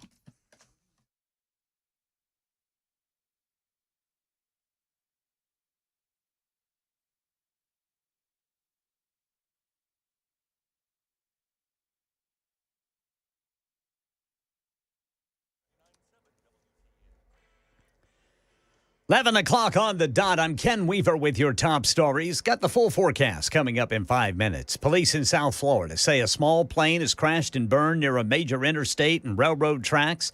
The fiery crash shutting down I-95 in Boca Raton. ABC News transportation correspondent Sam Sweeney says the twin-engine Cessna 310 took off from Boca heading to Tallahassee. Clearly, there was a problem on takeoff, and they were trying to return, but couldn't quite get back to that airport when they crashed. It was right near the Boca airport. There was a lot of flames. There was a nearby office building. One witness wrote on X that it shook the entire building. but firefighters able to get those flames out. Federal investigators on the scene of that deadly sightseeing helicopter crash in the Hudson River off New York City yesterday, killing all 6 on board, including a family of 5 visiting from Spain. We get more from Aaron Katursky. Agustin Escobar was an executive with the international technology conglomerate Siemens. He was here, we're told, on a business trip, and his family joined him to celebrate his wife's 40th birthday, and it would have been the 8-year-old's birthday today. Case of a Salvadoran man accused by the government of being an MS-13 member back in federal court in Maryland today.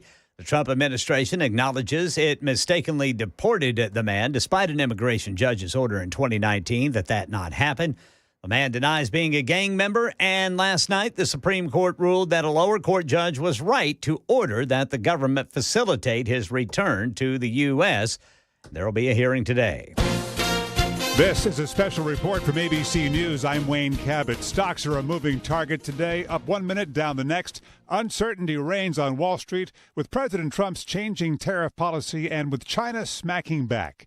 Investors are not shifting to U.S. bonds. That's different from previous market sell-offs and volatility. When you see them selling treasuries, prices falling and yields rising, it tells you that they have growing doubts about the United States economy ability to continue to grow as it faces higher tariffs and probably higher inflation. Investopedia's Caleb Silver, BlackRock's Larry Fink telling CNBC the U.S. is very close to a recession and maybe in one now. What do the people think? Consumer sentiment fell 11% since last month, the 4th monthly drop in the University of Michigan survey. It's unanimous across age, income, education, geographic region, political affiliation. President Trump posting this morning, very exciting for America and the world. Turning to sports, college football, someone's missing from spring practice in Knoxville today. Vols starting quarterback Nico Iamaleava not at practice this morning amid reports he's in a contract negotiation just days before the portal opens. That's the latest news. Weather's next. I'm Ken Weaver, WTN News.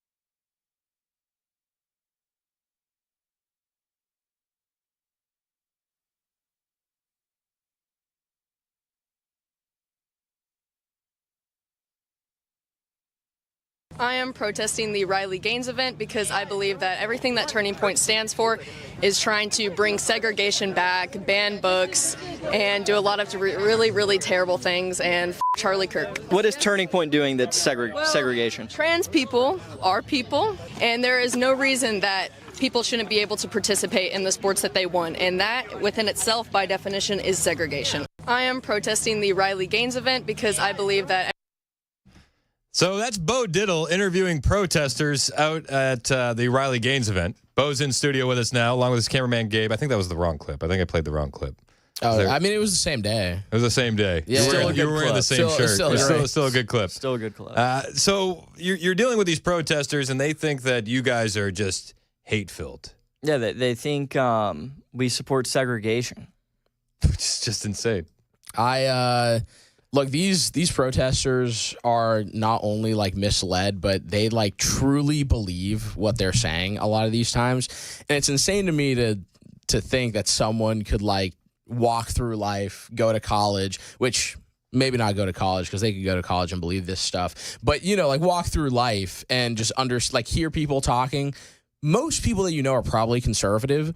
So if you genuinely believe that, like, you know, conservatives are trying to like bring back segregation, but you've probably interacted with one every single day of your life and like nothing has happened, I don't know how you come to that conclusion, you know? Well, it always seems like they move the argument. Like, our argument is protecting women.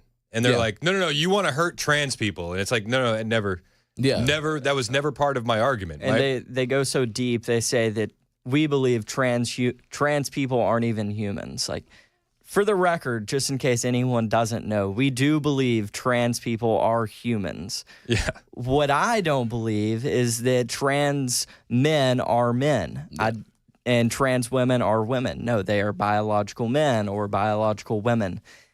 And somehow off of that, they get the assumption that we just don't think that they're even people. Yeah. One of the things that kills me is like, I'm a Christian, and I know you guys are as well.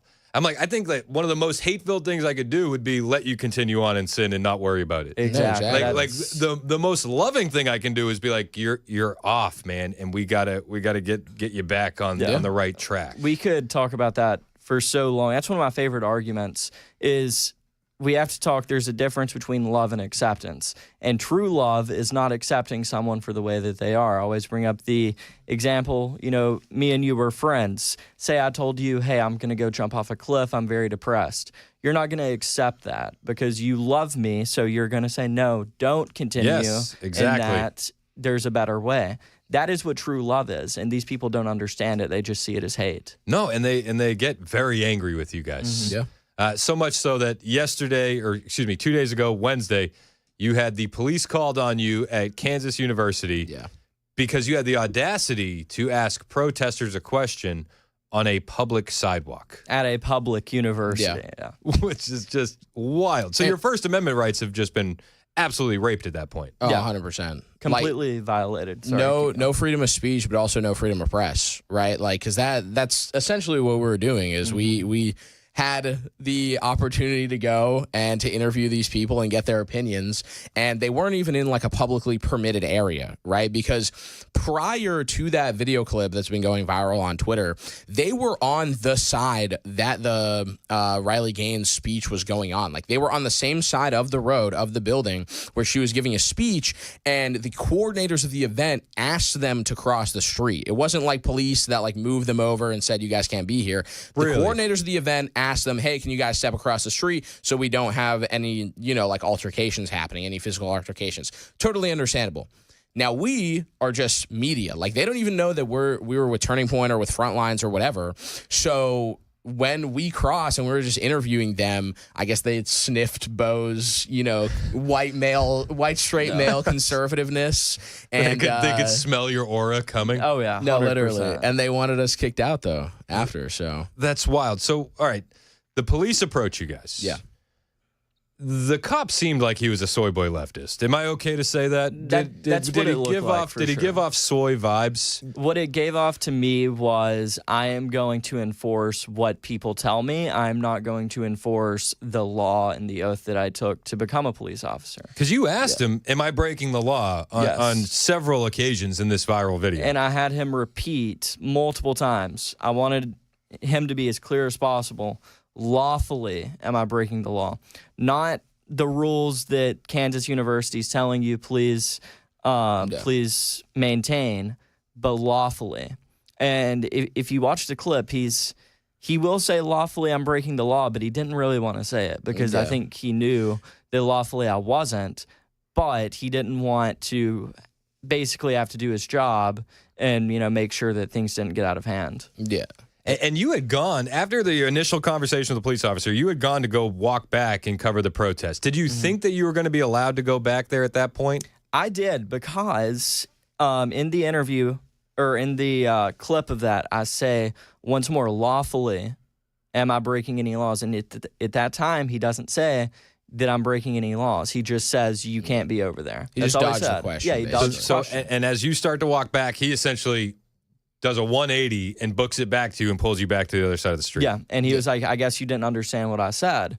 And I wanted to say, well, you didn't really answer the question. I asked you, will I be, arrested, ticketed, trespassed? And all he says is you can't be over there. There's a big difference. There is a big difference. And so this is outside the Riley Gaines event because Riley Gaines, obviously, she's a monster for wanting to protect women's sports. Riley Gaines has gone on record on X, and she said that this smells like a lawsuit. And I wonder what your thoughts are on that. Are you thinking about lawyering up? And if so, how much are we going to get? Is there a lawsuit there? 100%. Yeah. Do I think I would win? 100%. But with that being said, no. It's too much work. It's not something that I can maintain, afford the lawyer fees. It's not worth it, in my opinion, to go through it. But if I were to, do I think that there's a lawsuit there? Absolutely. Yeah, if Bo took legal action towards every single police officer that has trampled over his rights, because it has happened multiple times. And, I know that we're supposed to be pro-police because we're pro-law, but that's what we are. We're more pro-Constitution than we are just police who follow orders. I think we do have to call out bad cops. Well, exactly. And the left does it all the time. And we see even cops that didn't do anything wrong feeling that wrath. Yeah. But I think that as conservatives, to be fair, when you see a cop violating his oath, we should call him out just the same. 100%. And a lot of these police officers, what happens is they're just trying to make their lives easy because they're used to just sitting around doing nothing some days. They just, are patrolling around or whatever, and they don't want altercations to happen. When Bo was going over there, Bo clearly wasn't violent, and neither were any of these students. Credit where credit is due. None of these students were getting violent, were swinging at Bo. Yeah. Sure, maybe that old lady was, throwing offenses at Bo or whatever, but most of those students were pretty respectful and were just not wanting to answer questions. And when that happens, we just walk over to the next person. The officers and the staff there were clearly the ones who were more concerned about something going on, which I think was just total BS. It was the staff calling the shots, not the police officers. What do you think the percentage is? I mean, because you go to a lot of protests. You were at Hands Off in D.C., you were at the Franklin Tesla protest, you were at these two Riley Gaines events, you went to Tampa Pride. What percentage of protesters that you encounter are your just regular leftists who are peaceful and feel like they're standing up for a cause, and what percentage are the ones that you're worried about getting violent? I would say it actually is dependent on the protest because if you go to a protest and most of them aren't violent. Old as hell, at the Franklin Yeah, protest. but it's you can know as soon as you look at the protesters if they're going to be violent. Yeah. If one of them's violent, odds are all of them are going to be violent, and vice versa. If one of them's peaceful, odds are all of them are going to be peaceful because they're kind of a pack. They're going to follow in the guidance of the ones around them. If you track back the last 5 places that we've gone to, right? So if we go Florida, D.C., Oklahoma, Kansas and Franklin, 1 in 5, so 20%, I guess, have gotten violent, which D.C. is like the hub of where most of them are, to be honest. That was like the most violent it got. We didn't get punched or anything, but like I got shoved a couple times. Camera got grabbed. Bo got shoved. Bo got pushed grabbed in D.C. So like, well, you got grabbed at that Pride event too, but it wasn't violence. Yeah, that one. Yeah, which footage hasn't come out yet from the D.C. one, but it was kind of a scary moment. D.C. was over the weekend. Yeah. So that was the hands-off protest. Yeah. And that one seemed like there was a lot of paid agitators in the crowd because they all got bussed in. And then when you guys got assaulted, you came back out a little while later and they were like gone. It had cleared out completely. It was crazy. I would love to have been there when they were leaving to see like the direction they were going, and maybe follow them to see, are they all hoteled in one place? Are they all going to a bus and going back to their city? I would love to have known what that process was like. Yeah. Is that something you might do in the future? Yeah. Kind of tail one of those buses and see where it goes? The only reason that we had like an issue that we had to leave was because the camera was like, tampered with, or like the wire, and we like literally couldn't get it back on. And there was also one very tall protester who would not stop covering the camera, so we had to like step aside, and there's footage coming out of that soon. But so that was at the hands-off in D.C. protest. So they weren't very hands-off, though. It was more like hands-on. It was more like very hands-on. handsy. Yeah. Where were you guys when the protesters got violent there? Right in the middle of like everything. The Washington Monument? No, it was it was the Washington Monument. It was like to the right of it, and there was like a speech going on. There was like some lady speaking. It was so funny too because I was doing B-roll and I was like, because essentially they were just sitting. It was a massive event, but they were just sitting there and talking. Boring. It was basically like a time for leftists to meet one another. It wasn't really a protest where they were chanting. And so I was telling the camera, this is a very boring protest. Yeah. And then I kid you not, 10 seconds later, I interviewed this girl from Alabama, and we had like a really good interview because I was combating what she was saying. She had nothing to combat my combat. And then people started to see I don't agree with them. And then he's not one of us. All at once, they start chanting, they start screaming, they start giving the middle finger, they start shoving Gabe, they start shoving me. And then like this one guy's like, come over here. And he is like a big guy. And I'm in my pink suit, my sexy pink suit. And he grabs my suit like this.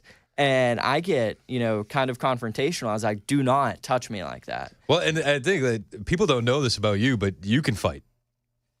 Don't glaze me too hard on radio. Bo's done boxing. Yeah, I've done boxing. Yeah. Bo can throw a haymaker and an uppercut and a 1-2 and lay some people out if he wanted to. But you remain mostly peaceful. I try to, yeah. But when somebody starts messing with the pink suit, it flares up the anger. Yeah. I do not want a single wrinkle in that pink suit. If I see one wrinkle, it's hands on. So he grabs your suit, and then what happens? I very aggressively say, do not touch me again. And he continues screaming, but he doesn't touch me again. But he kept, agitating me, and he was like, get up here, because he was on a step. Probably as tall as this table. Yeah, probably as tall as this table, wanting me to get on his level and be face to face. And I did not want to do that because I saw, previously he was already grabbing me. I was like, I'm not going to. I don't want to be the next Savannah Craven. No, right? Literally, yeah. You see that? Yeah, Savannah Craven's a social media influencer who was just asking questions. She's a pro-life influencer. Good friend of ours, Yeah, she was asking questions in New York. And she asked one question, and the lady that she was talking to just hauled off and just started swinging on her. It was crazy, too, because she did it. She got bloodied up. Oh, yeah. And the girl that punched her did it in the middle of a sentence. Like, Savannah asked a question. And then she like went to answer the question halfway through was like, I don't know what I'm going to say now, so I'm just going to punch you in the face. It was probably insane. It was the most insane video that I've seen because I've never seen because that was like clearly a woman that was probably like some sort of, I don't know if I can use this word, like a butch lesbian. Is that? I think that's fine. Fine. Okay. Just haymakered her, dude. Just gave her. I know, and she was gushing blood. It looked like a WWF match. like she bladed or Yeah. something. Do you guys go out there, and is that always in the back of your mind that at any point something like Yeah. this is going to go volatile? And I'll tell you something that I'm always cautious of, which is that this hasn't happened yet. Hopefully, I'm not speaking it into existence. But when it gets confrontational, like it did in D.C., when everyone's chanting and everyone's screaming, and then we're walking away, I'm always very cautious of the back of my head that someone's just going to sucker punch the back of my head from the back to where I can't see them. And like, you know how dangerous of a spot that is. Yeah. So that's something that I'm always super weary of. It's all like from experience. Like Bo's been punched before, so now we know like we need to be wary of people punching us. We've been followed before, so now every time we walk back to a car or to an Uber spot or something like that, we're always looking behind us to make sure no one's following us. Or like we'll take weird turns, like just to, you know, throw people off or to find out if people are following us or not. So like it's all from... We've all like taught ourselves, I guess, basically over time, like, okay, this is an issue that has happened. How do we prevent this? So the following us story, I don't know if we have time for it now, but the following us story happened here in Nashville, and that's a really good story. All right, well, let's tell that story when we get back. It's 11:22 on Super Talk 99.7 WTN. That was a good transition, wasn't it?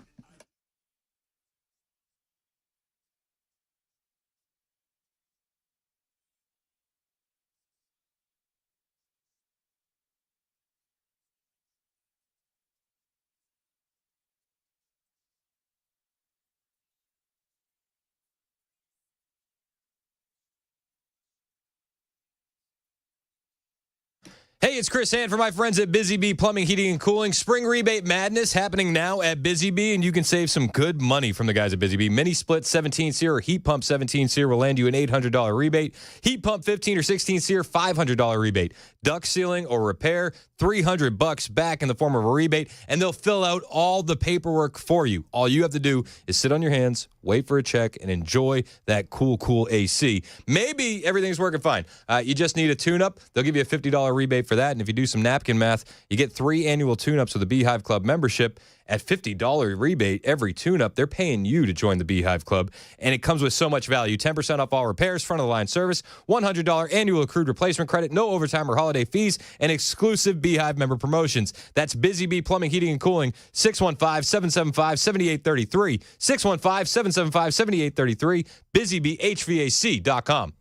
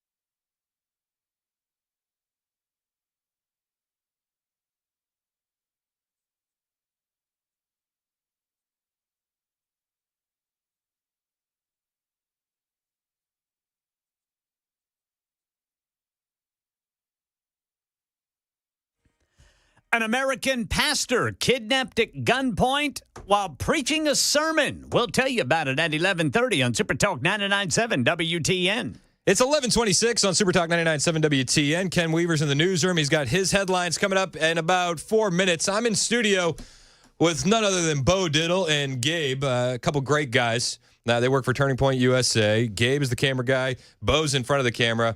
And we're doing protest stories because you guys, how many protests have you done in the last 2 months? Too many to count. Yeah, 2 months, probably like 10, close to it. But in the past 2 years, oh my goodness. Hundreds? I've probably been on, close to 500 flights or something like that. That's an exaggeration. No, flights, like back and forth. No, not that bad. No? two to 300 probably. Calm down, Gabe. Calm down. My bad. But before the break, you were saying that you learn as you go through these protests. And you don't want to get sucker punched. You don't want to get not sucker punched, just punched while you're looking at somebody. And you don't want to get followed. And you said you had a good story about being followed, and it actually happened here in Nashville. It did, yeah. So what was the protest? I couldn't even tell you. It was an anti-Elon Musk, anti-Trump protest. It was like one of those combos. I think it was at the Capitol. A 50501 protest, maybe. Yeah. I don't know. But regardless, we were there, and it was the event that I convinced the speaker to let me speak. Yeah. And so... I don't know if you've ever seen that video online, but you can find it on your X, at Bo Diddle. Diddle TV. Diddle TV on YouTube, Diddle TV on Twitter, X. on Twitter, yeah. Okay. Yeah. Bo, for some reason, they handed you the megaphone to talk to the protesters, which is one of my favorite Bo moments of all time. That's definitely top 5. Because the best was the leftist in the background screeching, "Why did you give him that megaphone? Why?" I can't believe that they let me do it. It was definitely like one of the best memories in my protesting career. But anyways, after it was over, it was such a good story. I had to call my girlfriend and my mom to tell her what I had just done. Yes. Yeah. They let me speak. Yes. And so I was on the phone with my girlfriend, and we're like on the way back to the car, and Gabe says, "Stop walking." And, we're like best friends. So I'm getting pissed off at him. I'm like, why are we stopping walking? Like, give me one good reason. Yeah. And he's like, "Just stop walking." And then when he says that, I turn around, and I see a girl who also stops walking as soon as we do. And I'll let Gabe pick it up from there. Yeah, I had to kind of clock this lady walking in the same exact direction as us, taking the same turns as us for about a block, because we park like far from the Capitol, right? By design. And I'm like, okay, this lady, she looks like she could have been there. She had a lot of plastic surgery done, like lip fillers, like very clear, like injections in the forehead, fake breasts, that kind of stuff. So are those red flags for leftists? Well, I mean, not necessarily a leftist, but like she looked kind of weird, right? Yeah. And we're walking, and I'm pretty sure she was a lady, though. She wasn't like a transsexual or anything. But we're walking, and I was like, dude, I just feel like this lady is following us. And I just tell Bo to stop. We stop, and she takes 2 steps and then stops. And I just stopped there for a second because I'm like, is she just going to walk away? Like, is she going to turn around? Because we were like right at a crosswalk, so maybe she was trying to cross the street. Nothing happens. So then I was like, can we help you? And she's like, what do you mean? And I'm like, well, you're following us. And she's like, I'm not following you. And I'm like, yes, you are. Like, you've been following us for... Yes, but she also starts saying, so you're just a YouTuber. Because on the phone, I said that this is great for YouTube content. Oh. So she gives herself away because like instantly. She's telling me about my phone call. Yeah. And so that... What a weirdo. And mind you, I'm still on the phone with my girlfriend, and she's probably freaking out because I said, babe, I got to call you back. And so I hang up on her and start recording. Yeah, and then basically, like, we have an altercation with her. After Bo pulls out his phone, she pulls out her phone and starts going, We have dueling phones. Yes. Well, and then she goes, these guys are following me, police, they're following me, like as if, like just victim. Oh my gosh. Reverted straight back to victimhood. And then she walks in the other direction, and like, she was like, oh, well, I just took the wrong turn. You guys are following me, yada, yada, yada. It was like the weirdest thing where like it just went from like she thought she was being sneaky, right? Thought she was like being good. Because here's the thing is, I'm not necessarily scared of like a 5-foot woman, but fair. I'm scared of, whatever 6'3" dude that works for like Antifa or whatever that gets our license plate and then like tracks where we live. Yeah, has well, happened. honestly, Which has happened. Yeah, and I think we can also talk about the dangers of swatting on the other side. Right now, though, we do get a break. We're in studio with Bo Diddle and Gabe. Ken Weaver's got the latest headlines right now on Super Talk.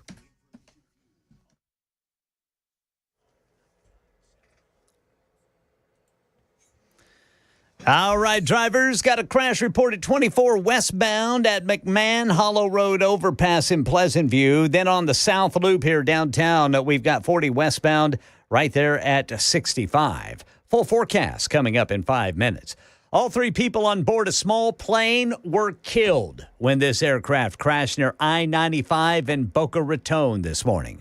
An American pastor has been kidnapped at gunpoint while preaching a sermon in South Africa. Channel 4 says police say it was 4 armed and masked men took off with the preacher in his own pickup. Local media identified this preacher as 45-year-old Josh Sullivan of Tennessee. News Channel 5 says the body of a missing kayaker has been recovered from Percy Priest Lake. 73-year-old Don Slusser from Pittsburgh and his wife had been camping at 7 Points. He went missing during yesterday's storms. A lot of people are going to be sad to learn of his death. The Slussers are well-known marathoners, considered to be world record holders for the most miles run by a married couple at more than 300,000. And the trade war getting hotter. China says it's boosting tariffs on U.S. imports to 125% tomorrow. The announcement following the White House pushing up tariffs on Chinese goods to 145%.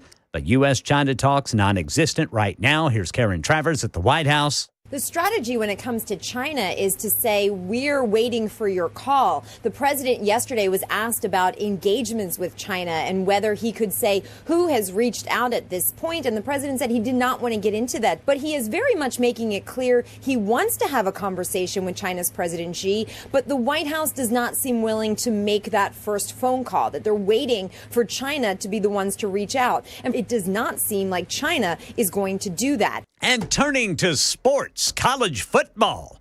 Someone's missing from spring practice in Knoxville today. Vols starting quarterback Nico Iamaleava not at practice this morning. Amid reports he's in a contract negotiation just days before the portal opens. That's the latest news. Weather's next. I'm Ken Weaver, WTN News.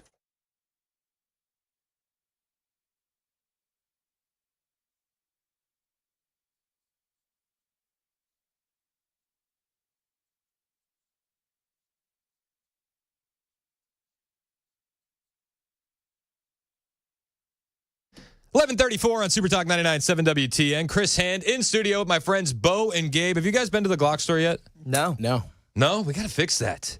They have a beautiful indoor shooting range. They have shooting rooms, not shooting lanes, which is fantastic. And actually, you should come on the Saturday, May 31st. They're going to have their 5th annual Nashville Open House. Last year, they gave away over $15,000 worth of gun gear during their open house. They had below-cost flash sales on Glocks, famous brand sporting rifles, and this year they're going to be giving away multiple Glocks. It's a don't miss kind of party. It's happening May 31st from 10 to 2 at the one and only Glock store, which is minutes from the airport, worth the drive from anywhere. Myself, Mandis Murphy, we're going to be there for the open house on May 31st. You should be there too. Glockstore.com.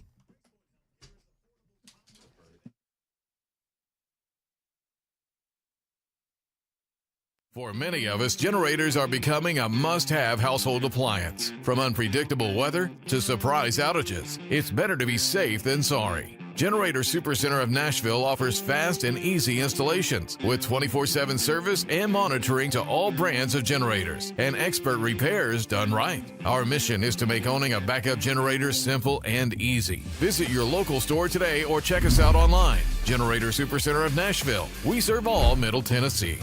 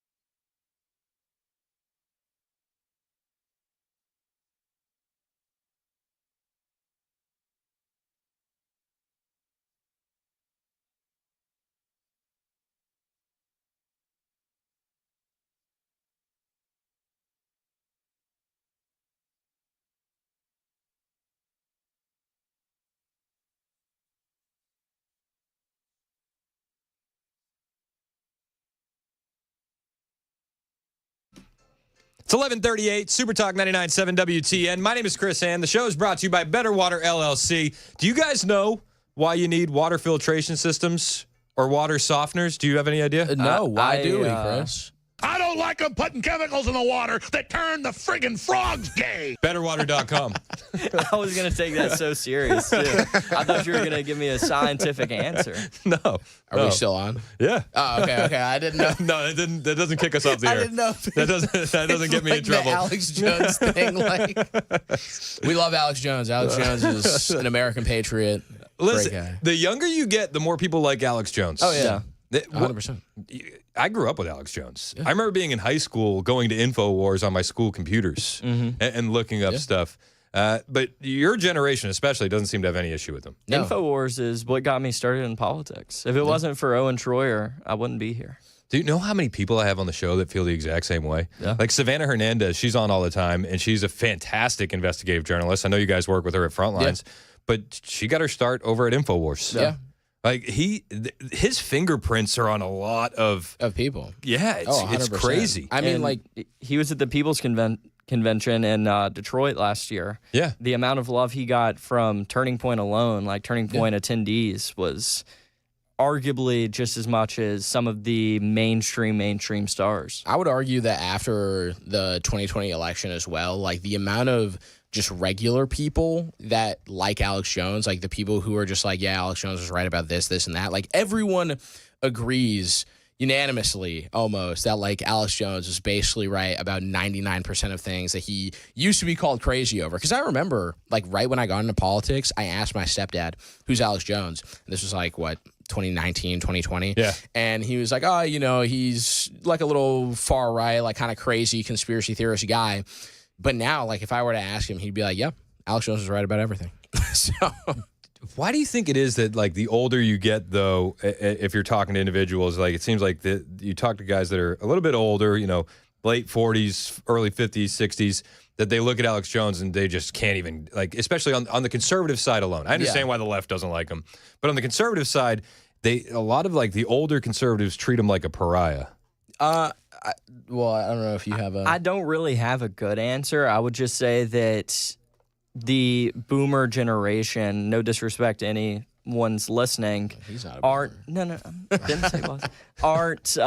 as based as Gen Z conservatives. Yeah, I'd argue that a lot of it is like, I don't want to call it like World War II nostalgia or whatever, but a lot of basically generations will be stuck in the idea that America is the way that it's always been. So like a lot of people like from the World War II era still think that like Russia is like the biggest problem to America, which I don't think so. Personally, I think China's worse. But then like you go late to the younger generations and they're like, oh, well, mainstream media is right about everything. Like, you know, you could talk about whatever conspiracy theory you want. They still believe that the government was telling the truth about everything and that Alex Jones is a crazy nut, which isn't the case.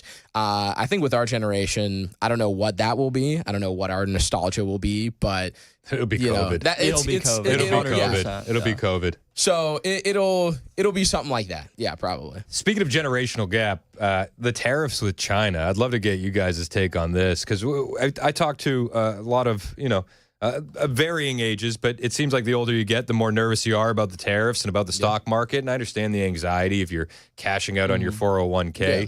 But for like guys your age and in your age group, in like their early 20s, what do you think about the China stuff? What do you think about the tariffs and the trade war? I'm a big fan of tariffs. I think short term, it is scary. You know, coming from someone that is in crypto, I saw the effects same day. You know, it is scary to see the numbers go down, but it's short-term pain for long-term gain. Yeah. So looking long-term, we have to become a worldwide dominant factor that we aren't, you know, especially under Joe Biden. And we're trying to get that back. In order to do so, we have to take some of these, not necessarily risks, but I'll say the word risks, which is what Trump's doing.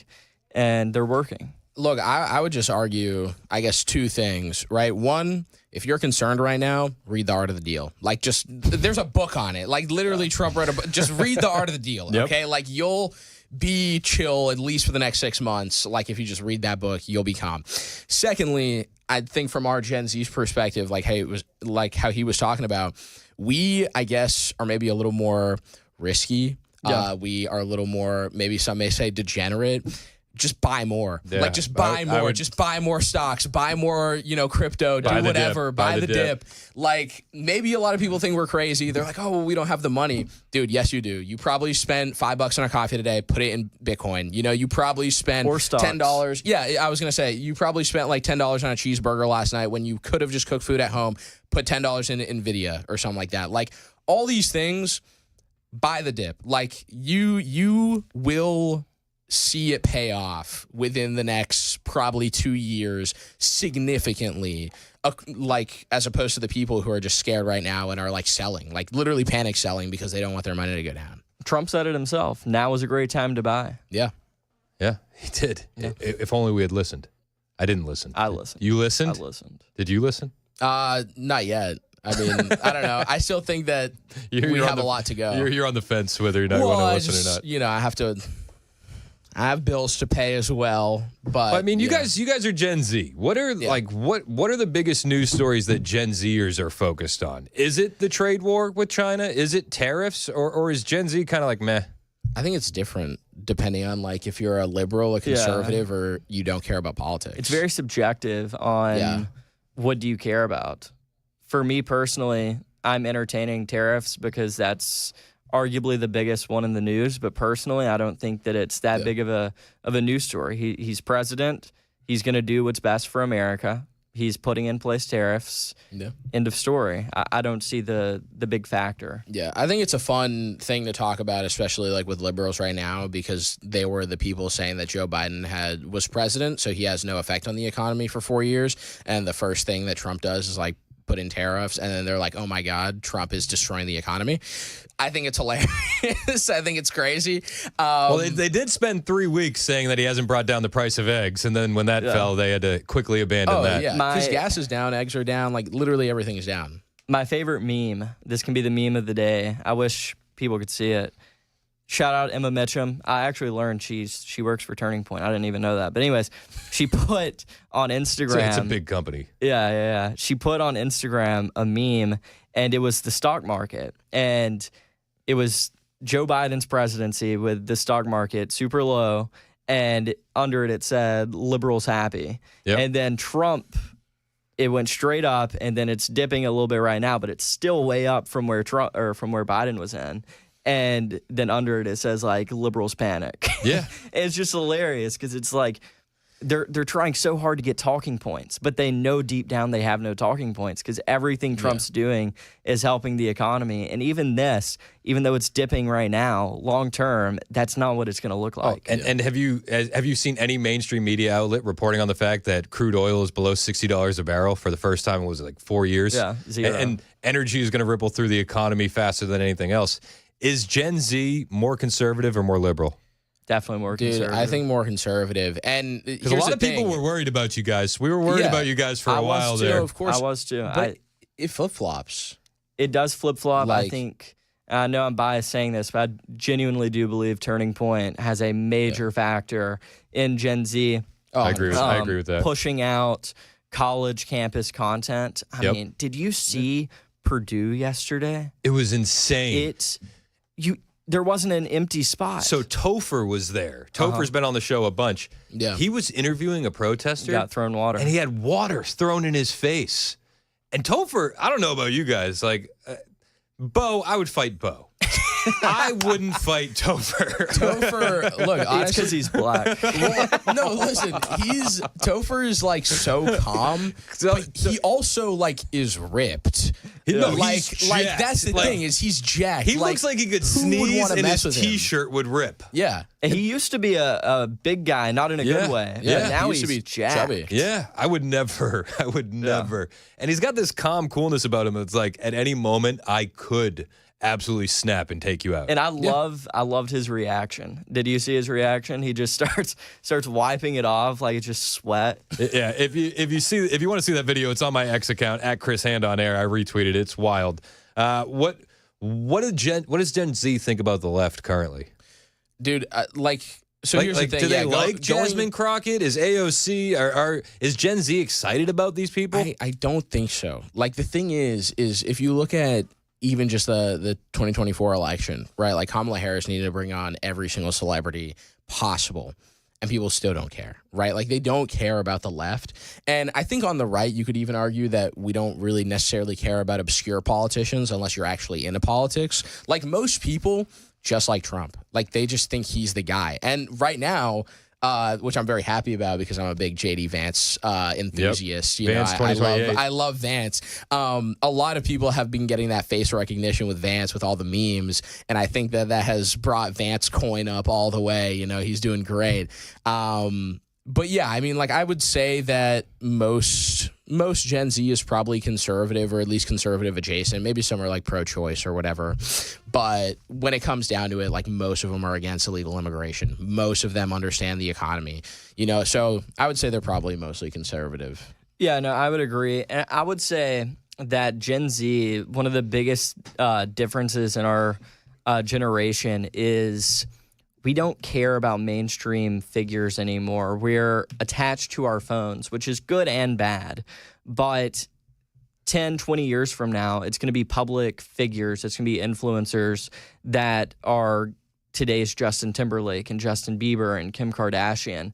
And I think this last election showed where Kamala Harris is spending millions and millions on these mainstream celebrities that used to be super relevant. I just don't think they're relevant anymore. Yeah, they won't care anymore. I think Gen Z, what they care about now is influencers. And so it's going to come down to who's winning the influencer game. And 2024, conservatives won that in a landslide. Long shot, like 100%. You have the Paul brothers, you have the Nelk boys, you have every single gambling influencer, you have Charlie Kirk, you have every single like troll influencer, you have like literally every fitness influencer. All these guys are like pro-Trump. Does a guy like Stephen A. Smith make you nervous if he becomes the candidate for the Democrats in 2028? I don't think he will. You don't think so? See, I think he is the outsider to the Democrats that Trump was to the Republicans. And I think that the scariest part about a presidency like that is who would be running it from behind the scenes. So I could see the machine getting But you'd have to like rely on Trump doing bad enough for people not to want to vote for JD Vance, like moderates, because people in the middle like win elections, right? Well, suburban women, white women win elections, technically speaking, if you look at the numbers, right? But like centrists like win elections, right? Like, who are they swayed towards? And if Trump and Vance do such a bad job, which I don't think they will, then maybe, but like they're going to do great. And I think Vance will win like in another landslide, to be honest. See, I see the opposite. I see, well, not the opposite of what he said, but what you said. I think Stephen A. Smith, I mean, he already came out and said Brandon Tatum kind of opened his eyes a lot.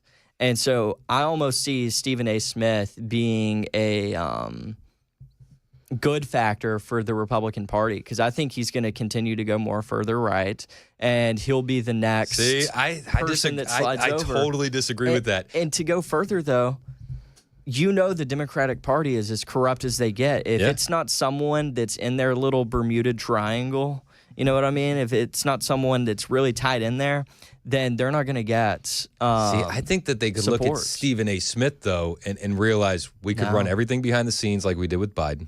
Stephen A. Smith wouldn't let that happen. But he might.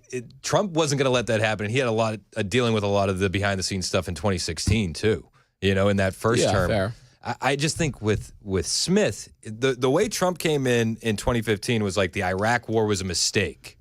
I think Smith can do the exact same thing with the Democrat Party. Boys and girls sports is a mistake. And it's one of those things that the party's not allowed to say. I know Gavin Newsom's kind of coming out on that now, but I think that you could be that outsider.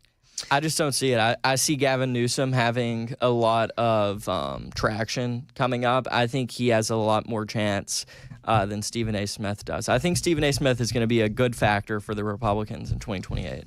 Personally, I don't think it would be either of them. I think it's going to be someone that we don't find out until like after midterms. Yeah, it could be another. I genuinely believe that after the midterms is when we'll find out like who the next person that we could actually realistically see Pete running. Buttigieg. Mayor Pete.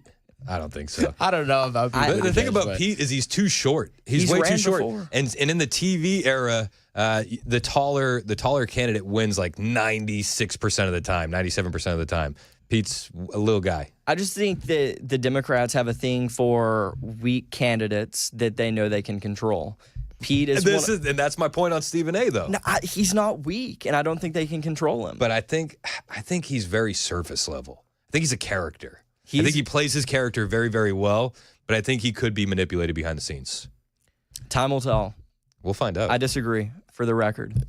I didn't plan to end this interview on a disagreeing note. I thought we were going to fight after I thought we were going to have a good time. I will fight Bo. But I appreciate you guys coming in as thank always. you so much. What's the next protest on the schedule? Where are you guys going next? Next confirmed one is what's that one?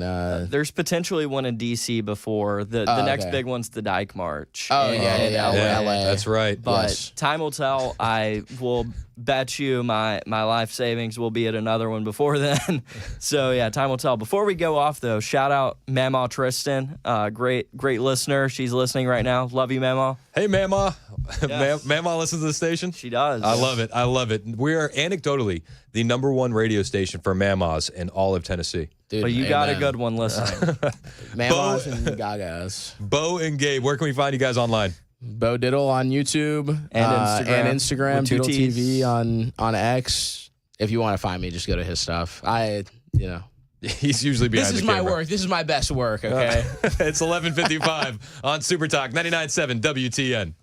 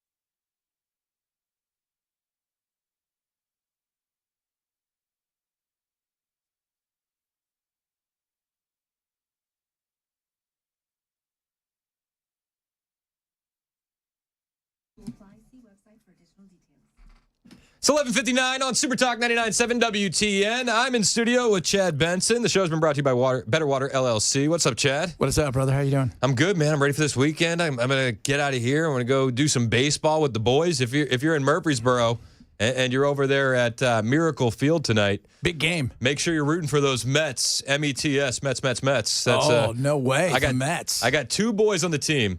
And as a guy that grew up rooting for the Red Sox, it pains me to root for the Mets. New York. Oh. Well, at least it's not the Yankees. It could be worse. You're absolutely right. At least it's not the Yankees. You're absolutely right. Is your son starting now? Is he pitching? He's playing third base. We're in coach pitch. Coach pitch major. Coach pitch. Okay. So he's been playing third base and catcher. And my little guy, the 5-year-old, is also on the team. He's been playing catcher and outfield. Catchers. Fastest way to Major League Baseball. That's it. What do you got coming up on the show today? You know what? We're going to talk a little bit about tariffs. We've got some other stuff, the immigration, obviously, what's happening there. And, man, that helicopter crash. It's crazy, right? Oh, just insane. It's not if, but when if you're in a helicopter. You know what my favorite thing about the helicopter crash has been? How quickly people jump to conspiracy theories. Oh, I know, right? Did you understand? Did you see how fast that happened? You know what? I've seen so many things. It was shot down. I've seen crazy stuff. You know what nobody's mentioning? I think because they're all afraid? Robot birds. Because birds aren't real. It's 12 o'clock on Super Talk 99.7 WTN.